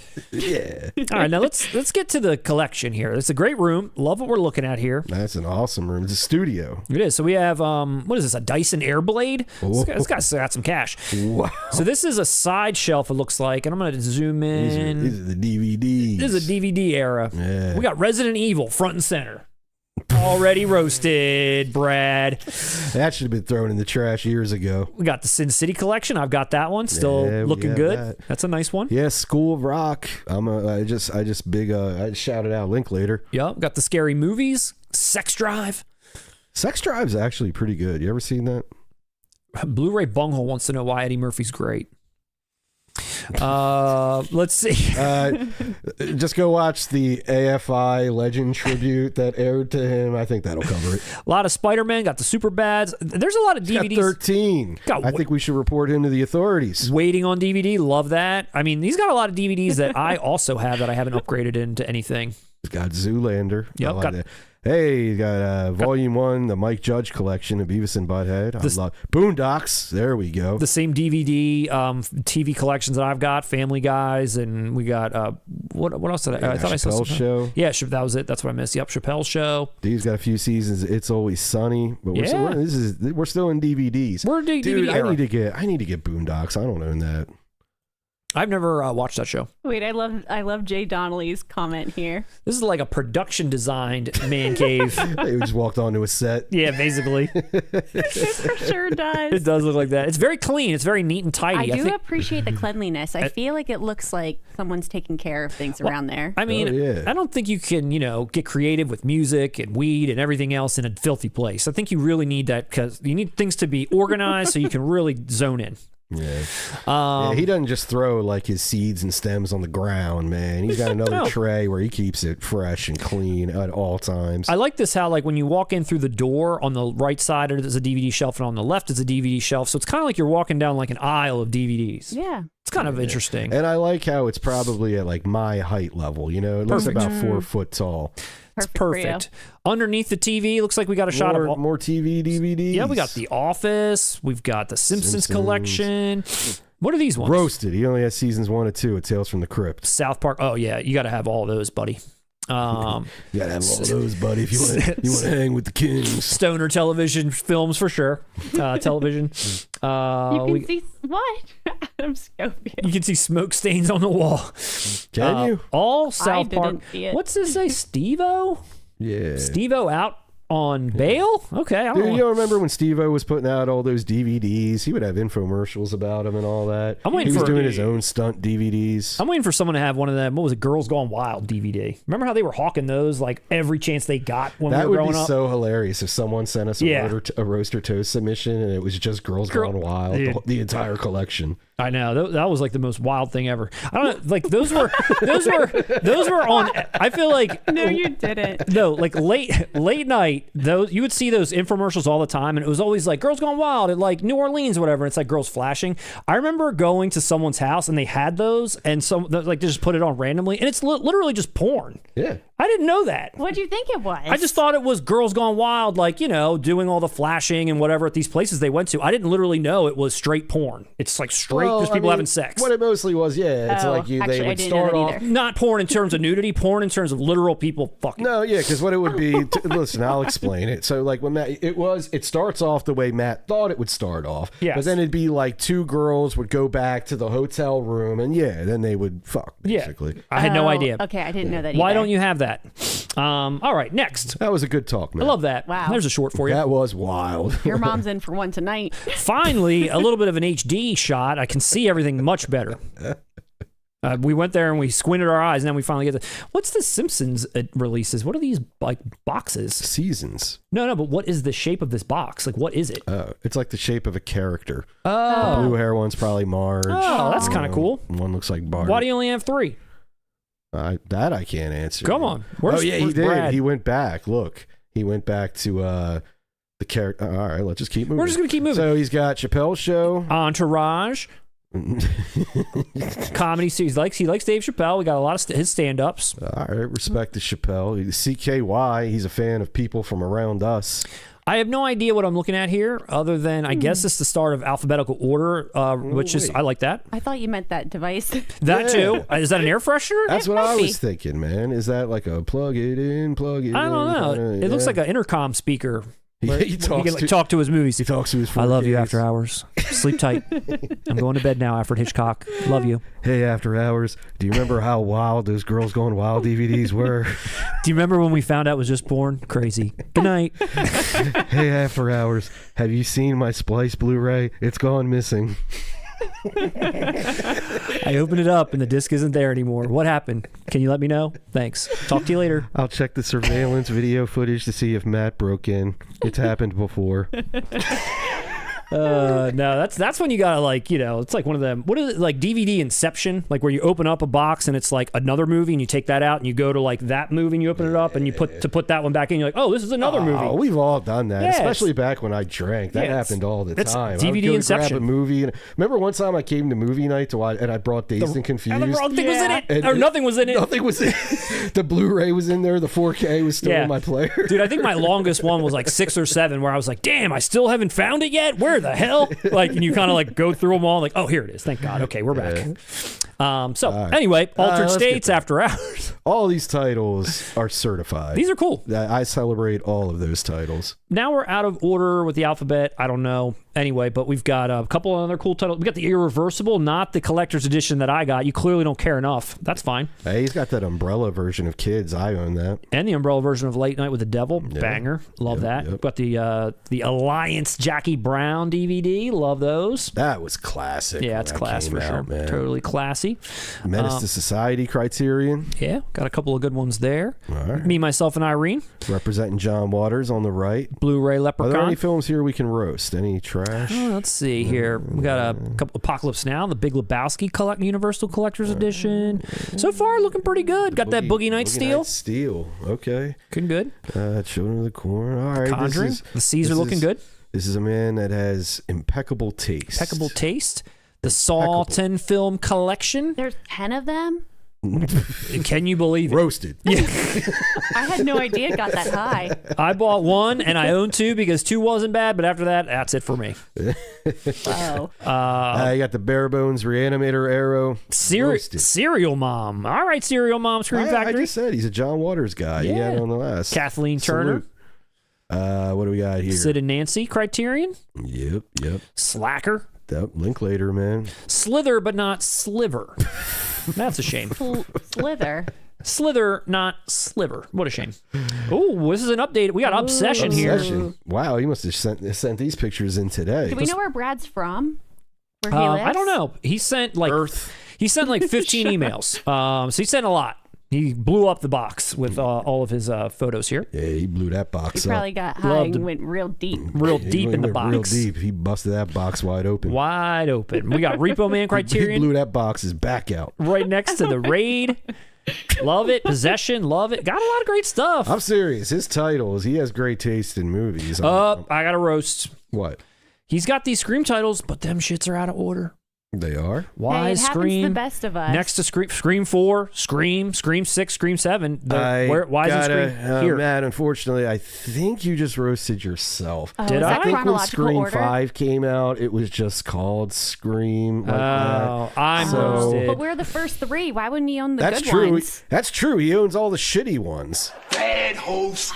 I'm sorry about that. Unless is there a I box? could be wrong, Matt. Wait, is there a box set of 1, 2, 3 that might need to be put on top of like the shelving Maybe. unit? Brad, where are you? I don't know, but that's trash. You own the worst Scream movies in existence. 1 and 2. Actually, I should stop. Everybody's going to start roasting me. But he's totally redeemed himself with the Criterion release of Sorcerer. Oh, yeah. The 4K. That's it right there, baby. That's what we need. Still. He's got one of Tim Burton's last decent films on Steelbook there, Sleepy Hollow.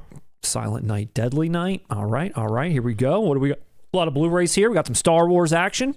Snatch, Strangers, Super, James Gunn guy.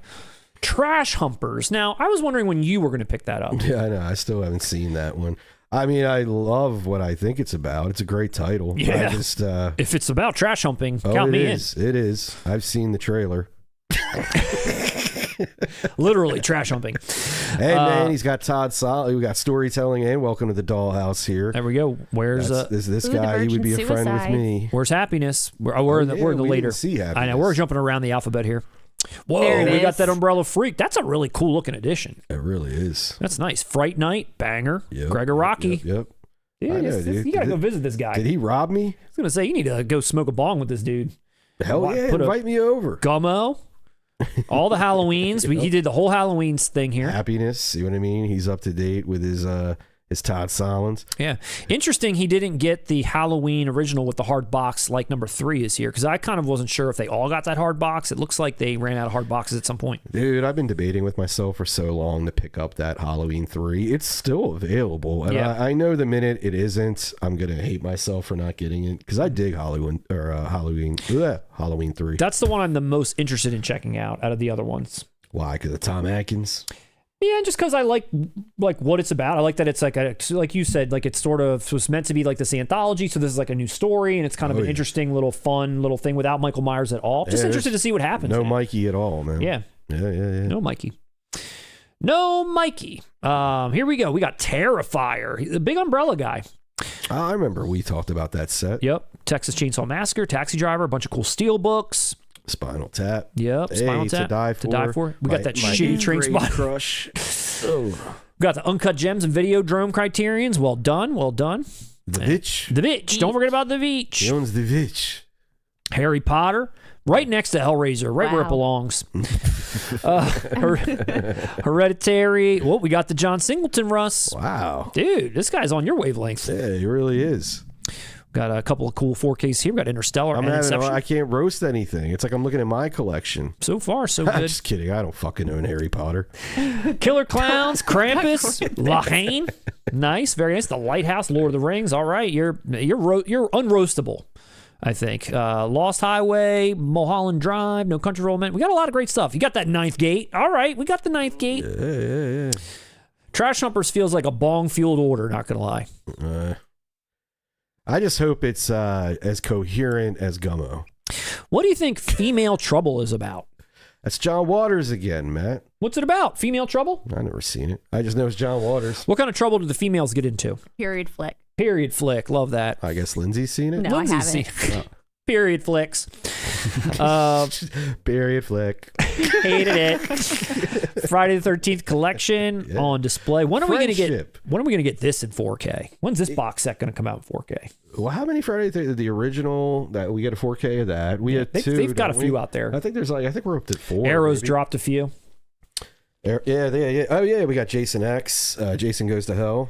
Hell House LLC, the complete collection. I don't think I know what that is. This is a pretty cool looking House of a Thousand Corpses edition. You got that? No. No paint can. Smart. Roasted. Which means, unlike you, he doesn't own Home Alone 3 and 4 and the TV 10. show. And how many Home Alones are there? There's like 4 or 5 in there. But he owns all the Hangovers, so touche. Is that the Paris Hilton House of Wax? It is. Roasted. Whoa. Brad, defend yourself. Wow, even as not another teen movie. Wow. I'm surprisingly a fan of that. And the Paranormal Activity complete collection. I had no idea there was that many. Holy crap. I didn't know that either. 1, 2, 3, 4, 5, 6, 7, 8 of those films? Jesus Christ. Yep, Polyester. He has every John Waters movie. Big John Waters fan. House of the Creeps. Or not House of the Creeps. Night of the Creeps. Idaho. That's a classic. Yep. A lot of good stuff. No Nightmare on Elm Street 4K, though. Sticking with the blue. He likes William S. Burroughs also, since he had Naked Lunch and Queer. Here's some DVDs. Looks like we're close-ups on the DVD shelf now, which we kind of already looked at. So we'll just kind of do a brief scroll through here. Got that Ghostbusters 1 and 2's like Slimer case. I love that. Missed that. The Indiana Jones DVD collection. Yep. I'm not mad that he owns that because there's only 3 in it. There's only the 3 that you need in there. And I held on to that for a while too. Wow. Until I got those 4K Steelbooks of the only 3. A couple other solid DVDs here. Kill Bill's on DVD, the Miramax ones. We got the Karate Kid collection. We got Mallrats. Matt, explain to me. Okay. Why did I like Let's Go to Prison? What is Let's Go to Prison? It's with Will Arnett, and he's like a yuppie dude who goes to prison. It's like a stupid comedy. I don't even know what that is. That doesn't even ring a bell. Comedy Central used to play that a lot. Let's Go to Prison? Yeah. Oh, look at this Disney DVD Nightmare Before Christmas. That's pretty cool. He owns the one movie Matt and I differ on. Observe and Report. Yeah. I'm due for a rewatch. Are you? Yeah. I don't know, man. He might come around on a second viewing. You hated Body Double. Don't worry about it. Don't talk to me anymore. You hated Body Double. Like James Cameron. Yeah. You know what? Don't worry about it. I almost bailed. I like this collection. I feel like there's a lot of fun stuff to watch. Yeah. Like lots of good, like just chill out movies. And get high. Yeah. Basically, smoke a bong and put one of these on. It's like a fun, warm, nostalgic, high collection. Yeah. It's like he's got anything you would want to kind of like sit down and be serious with or have fun with, get high to, play DJ around a little. Although I didn't see Salo in here. No Salo. Make sure you got Salo in the collection. So here's some more DVDs. Kind of look through those. Here's what does that say? Rob Dyrdek's House of what is that? What's that show that he did? I forget what that was called. Is that really how you pronounce his last name? Dyrdek. Futurama. How many shows did that guy have? Many shows. Jersey Shore. All right, fella. He's really got it all. Man, I can't. Modern Family. Malcolm in the Middle. I'm kind of a closet Jersey Shore fan. All right, Russ. Did I say that out loud? Viva La Bam. Big Jackass guy, too. Twin Peaks. That's 70s show. That's my show. I'm sorry that everyone who starred in it are utter creeps, but damn, I love the show. I apologize for all of their extracurricular activities. I want to watch Twin Peaks pretty badly, and this is a cool Blu-ray set here, although I feel like it's like one of those things where will we ever get 4Ks of those one day? I know the standalone films were being put out in 4K by Criterion. I don't know if that would ever be like a television show upgrade, but that's one that I've definitely got. We didn't point out this person has owned everything Jackass related or adjacent. Wild Boys. I don't think they're missing anything. A lot of MTV and Comedy Central stuff. Yeah. And then we're back to square one. Is that Stripe next to his TV from Gremlins? It looks like it. I can't tell. No, it's not. No, you know who that is? I don't know who that is, actually. I thought that looked like... There's like a He-Man character. Kermit. There's like a He-Man character that had like eyes that like popped out like that and had big ears too, but I don't know what that is. It sounds like a cause figurine. I don't know. We're probably just high looking at this picture, and it is whatever we interpret it as. Brad, thank you so much for sending this. We really appreciate you. That was a very soft roast. It was a soft. There's really not much to roast. It's a cool room. It's a cool collection. We're gonna send you something so you can. We're gonna send you a coupon code so you can pick something up at the 4kkings.com shop for you or your loved ones. Thank you for your submission. Really appreciate that. Yeah, that's very cool. And I want to thank all of our fans for their submission, because we are the dominant 4K Kings. All the submissions, all the super chats. Really appreciate all that as well. Oh, we also have that poll that you made me run earlier. That I made you run. What is it? Wait, are you going back to the chat? Yeah, we'll say goodbye to the chat. Okay. Should we review The Furious? And 75% said yes. Boom. They want us to review it, Russ. Lionsgate, time to make a shipment. And before we go back to the chat, I would be remiss. I already saw someone mention it. Rest in peace to our boy Sam Neill. Yeah. That was a shame. Oh, yeah. That was a big hit. And honestly, I didn't even remember that he had made a cancer like diagnosis or announcement like a few years ago. And I guess he had like maybe beat it, but forever, I'm assuming it came back with a vengeance and took him out, which obviously is a horrible shame. He's such a great actor. And I think Lindsay and I were talking like, we recently watched Possession and a couple of other, films of his that I was like, I don't know that I respected him nearly enough. I just kind of like honed in on him as the Jurassic Park guy, and like that was sort of it. But he's got such a great career and a great catalog of films, and some things where he's just straight up excellent in. And what's the one that I've been dying to see ever since I heard this announcement, which I probably should have watched, which is In the Mouth of Madness. I thought you were going to say Memoirs of an Invisible Man. No, even though I have seen that. But no, In the Mouth of Madness. In that, right? Yeah. He's like the cop chasing him, right? So yeah, In the Mouth of Madness is great.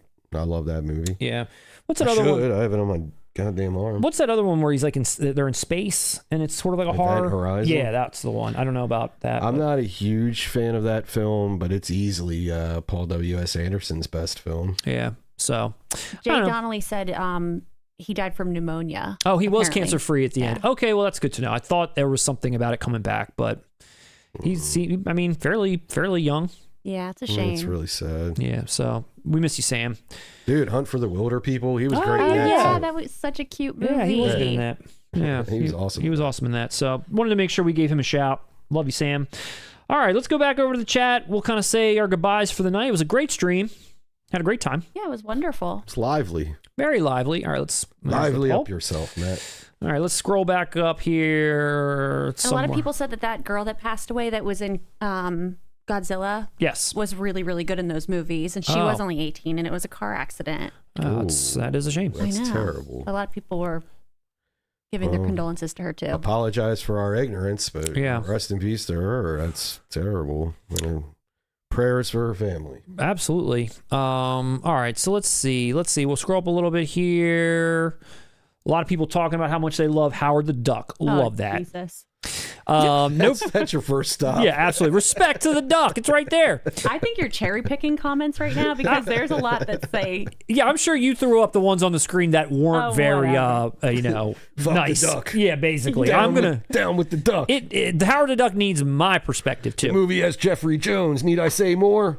Matt has the Die Hard 4K set that came in an HVAC duct. It should have. That Nakatomi Plaza set's awesome. Do I have it behind? It's up there. Yeah, it's right behind me. It's up there. Look at that. Yeah. Let's see. Russ, unfortunately, don't hold your breath for another Die Hard release. It's 20th Century Fox, and Disney doesn't care about us. Yeah, you're right. Kind of blows. Right. Let's see. It's Lionel Messi, Russ. Matt, you said something about it being messy, earlier. I still don't remember. Yeah. Okay. Shaw84, I miss when Evil Dead was a horror action comedy. Yeah. Yeah, I miss that comedy element. Yeah, I agree. Especially now, it's just torture. It just seems like torture. I mean, people are into that, and I'm sure it's well done for what that is, but that's what made it stand out from all the other stuff that is just violence and torture. Not a torture. It's like how much can we make you cringe with the violence is where I feel like they're heading these days with them. And like I said, it's got its place. People love that. I see a lot of people praising this new one. It's just, I don't know. It's just not for me. It needs to be named something else. Call it something else, and you'll get me. What is the no prize? Russ, you seem like a below average sized Hendrix fan. I don't know what that meant. Is that a reference to Jimmy's dick? Your height? Jimi What is Hendrix it? had a notoriously huge schlong. But I also don't know, is that just the short joke against me? Maybe. I don't know. No prize. You still around? I need some clarification. That's going to haunt me tonight. I'm going to lose sleep over that one. Midnight Rambler said Ethan Hawke cheated on Uma Thurman. What a tool. I'll scold him about it when we have dinner. When you have Don't dinner, worry. let him know. How could you do Uma like that? A lot of people saying who they would have dinner with. John Malkovich, Woody Harrelson. I saw Christopher Walken. Woody Harrelson would be a trip. Yeah, for sure. Wow. No Kevin Dunn. You gotta have Kevin Dunn. That's a good point. Why didn't I? Yeah, John Bernthal is gonna want to tell you something. Hey, let me tell you something. I saw there was a short. I guess nobody will get that but me. There was a short that just came out on like Instagram or somewhere where he's doing an interview and someone asks him, how come in every movie or show that you're in, does your character say, you know what, I want to tell you something? And they did a supercut of all of his characters saying that line. And they're like, do you put that in there? Is that written for you? And they're like, no, I have no idea. I just show up and, I do my thing. And it's like, it's always in there something. Like for the Walking Dead, he says it like 10 times. It's like, you know what, I'm going to tell you something. And well, that would I guess that would make sense for that character in that show. Yeah. Harold Ramis. Russ, Vaseline or no Vaseline? Well, I know no Vaseline, Ice Cube. Dinner with Jim. No Vaseline. A lot of Jim Henson. Hi from Sweden. What's up? Mellow Fellow despises Tarantino. How egotistical he's become. Yeah, that's a fair take. Become?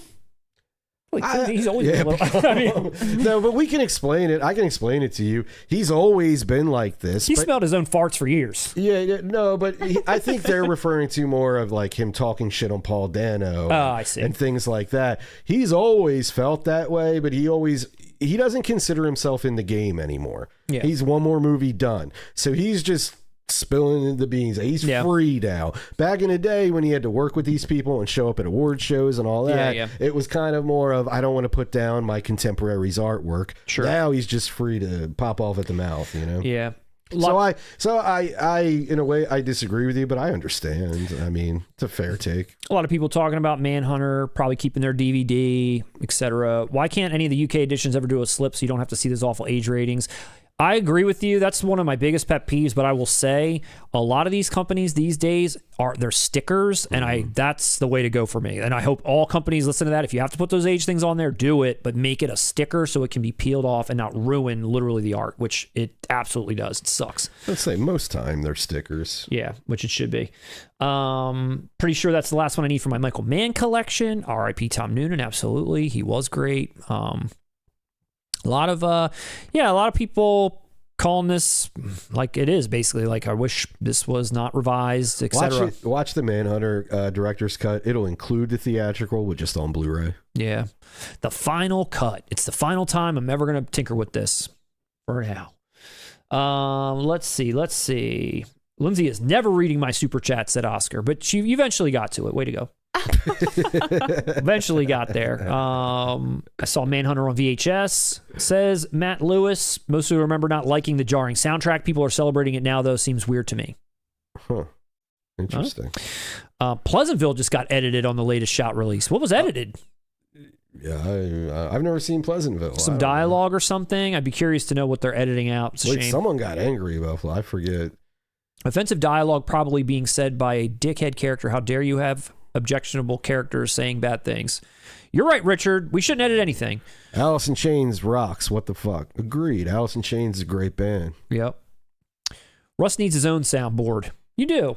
We have it. We had one. There's a long story about why you don't have one. Well, I gotta figure out my. I gotta it's get literally my own there. Clips. I know, but I gotta get my own clips so I know what they are. And absolutely. When we have it, not pre-assigned ones. It's one of those things where there aren't enough inputs in the computer that we're streaming from to handle all the cameras and the laptops and everything that are going on. We're one shy of him having his own soundboard. And we tried to tinker around with it. We never really got that far. Hope to have that soon, because you're right. I would love for you to have your own list of things that you do over there. I want to cut you guys off so bad all the time. You have no idea. With clips.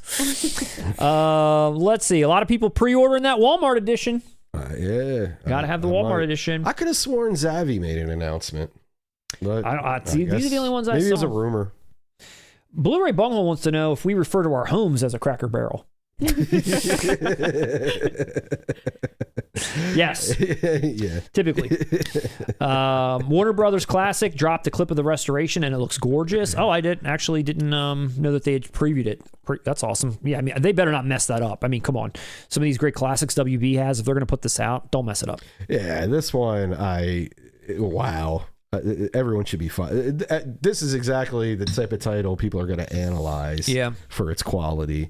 It would be amazingly stupid if they drop the ball. Tom Hagen says, Gone with the Wind is great. The thorny issues of the movie are overstated, in my opinion. This movie doesn't need a warning. I don't think any movie needs a warning. No. Well, maybe Silverado. The views expressed in this film. No. The warning is don't watch this. This is your last chance to turn it off? Yes. 5 second countdown. 5, 4. Thanks a lot. Try a better movie. That's all it says when you pop it in, man. Warning. Tom Hagen said, if you're offended by Gone with the Wind, I don't know how you make it through life in this world without breaking like glass. Yeah, I mean, I agree. Yeah. But again, I feel that way about 99.99% of all art. Absolutely. And that 1% I personally respond to where I'm like, I recognize that, hey, maybe somebody else enjoys it or there's some merit that I just personally choose not to take part in it. Yeah, absolutely. Perfect Strangers is perfect. There we go. Yeah. There we go. What's your favorite Tony Scott film? Last Boy Scout. I grew up on it too hard, man. But he's got a lot, dude. The Hunger is great. Man on Fire is up there. Man on Fire is great. Okay. Yeah, my favorite Tony Scott films would be Last Gun? Boy Scout, The Hunger. No. Stop interrupting. No, that's Stop not on there. Don't interrupt me with Top Gun. I don't like the original Top Gun. And I love Tony Scott. I get it, and he did a great job with it, but I don't like that movie. Never did. It's a little weird. But no, The Hunger, Last Boy Scout, True Romance, Man on Fire. Okay. I guess those would be my 4. All right. He's made The Fan. That movie's terrible. The Bridge. The Bridge. Oh, God. Dude, no. what is it? Come on. That took me a second. We watched that on vacation. Here, this is Paul Walker all what? over again. How dare you? Look, you really cracked yourself up there, didn't you, man? Russ, if we weren't live streaming, you would have laughed your ass off. Now you're trying to make me look like a villain. Stop trying to include me in your self-destructive roasting. Dude, that is a trippy-ass documentary. I will tell you what. That is a harrowing documentary, but it is worth a watch. I will put that out there. I don't know who will ever put that out. Lindsay and I watched that on vacation, of all things. We watched that in Mexico. We were like, let's put this documentary on. It's about people that jump off the San Francisco Golden Gate Bridge. Wow, was it something? But again, a really wild documentary. I would recommend that to anyone. So is that your favorite Tony Scott film? I don't know if I would recommend that to anyone. I recommend that to anyone. Someone suffering from mental health issues. That's so messed up, Matt. Hey, check this out. But it's such a fascinating documentary. Do we talk about how it was made? Like the literal guy just trained a camera on the Golden Gate Bridge for a year and just watched however many people committed suicide. Then he researched who those people were and did interviews with their family, not telling the family that they had filmed them jump. Just talked about them jumping and like what happened, what was going on in their lives, all this stuff. It was like such a weird mind freak of a documentary that's what this person did. And it's captivating. And you would consider this a blind buy?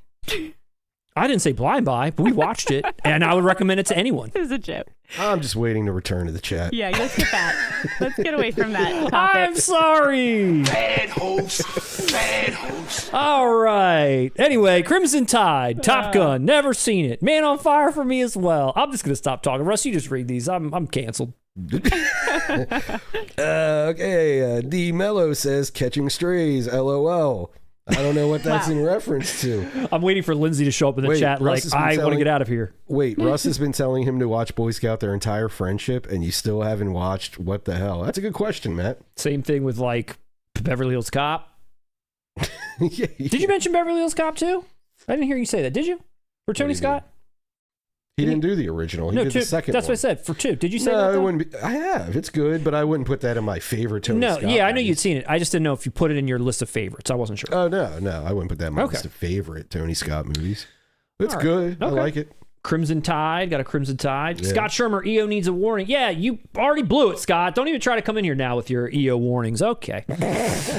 All right. Well, it's been a lovely night. This was great. Love checking in with the chat. I appreciate everyone being here tonight as always. It's been a great last stream before our summer. I almost said winter. Our summer break. I'd say, wow, we're not coming back for a while. It's been a great stream. Oh, there's Sam Neill looking me right in the eye. Sorry, Sam. But yeah, no, it's been a great time. Thank you, Lindsay. Thank you, Russ. Thank you for having us. Round of applause for everyone. Thank you. Thanks to everybody for being here. We'll see you all in a month. Don't forget, next week we've got our Bullet in the Head review coming out. Stay tuned for that. Hope you're interested in seeing it. If you haven't seen that movie, maybe this will put you over the top to pick it up from Arrow. That's who we bought it from. Yeah. Or you could settle for Shout. We got a lot of great stuff coming up when we come back from our break. Can't wait to be back from the break. Actually, I'm excited to be on the vacation, so we appreciate you all allowing it. Well, don't worry about it. We're all going to Hawaii together. Let's get a latte. Yeah, the Hawaiian latte. All right. Lindsay, you got any final words before I cut it over to Russ here? No, sir. All right, Russ, with all that being said and a fantastic stream behind us and a great Tony Scott joke, I will give you the final word. Well, I thought I'd finally explain to the people the beef between Julia Roberts and Steven Spielberg. Finally? I'm serious. Tell me. Most people don't know. Well, if you think about it, Julia Roberts played Tinkerbell in one of Steven Spielberg's worst films, Hook, right? Okay. Has he ever worked with her again? The answer is no. Now, he tends to work with people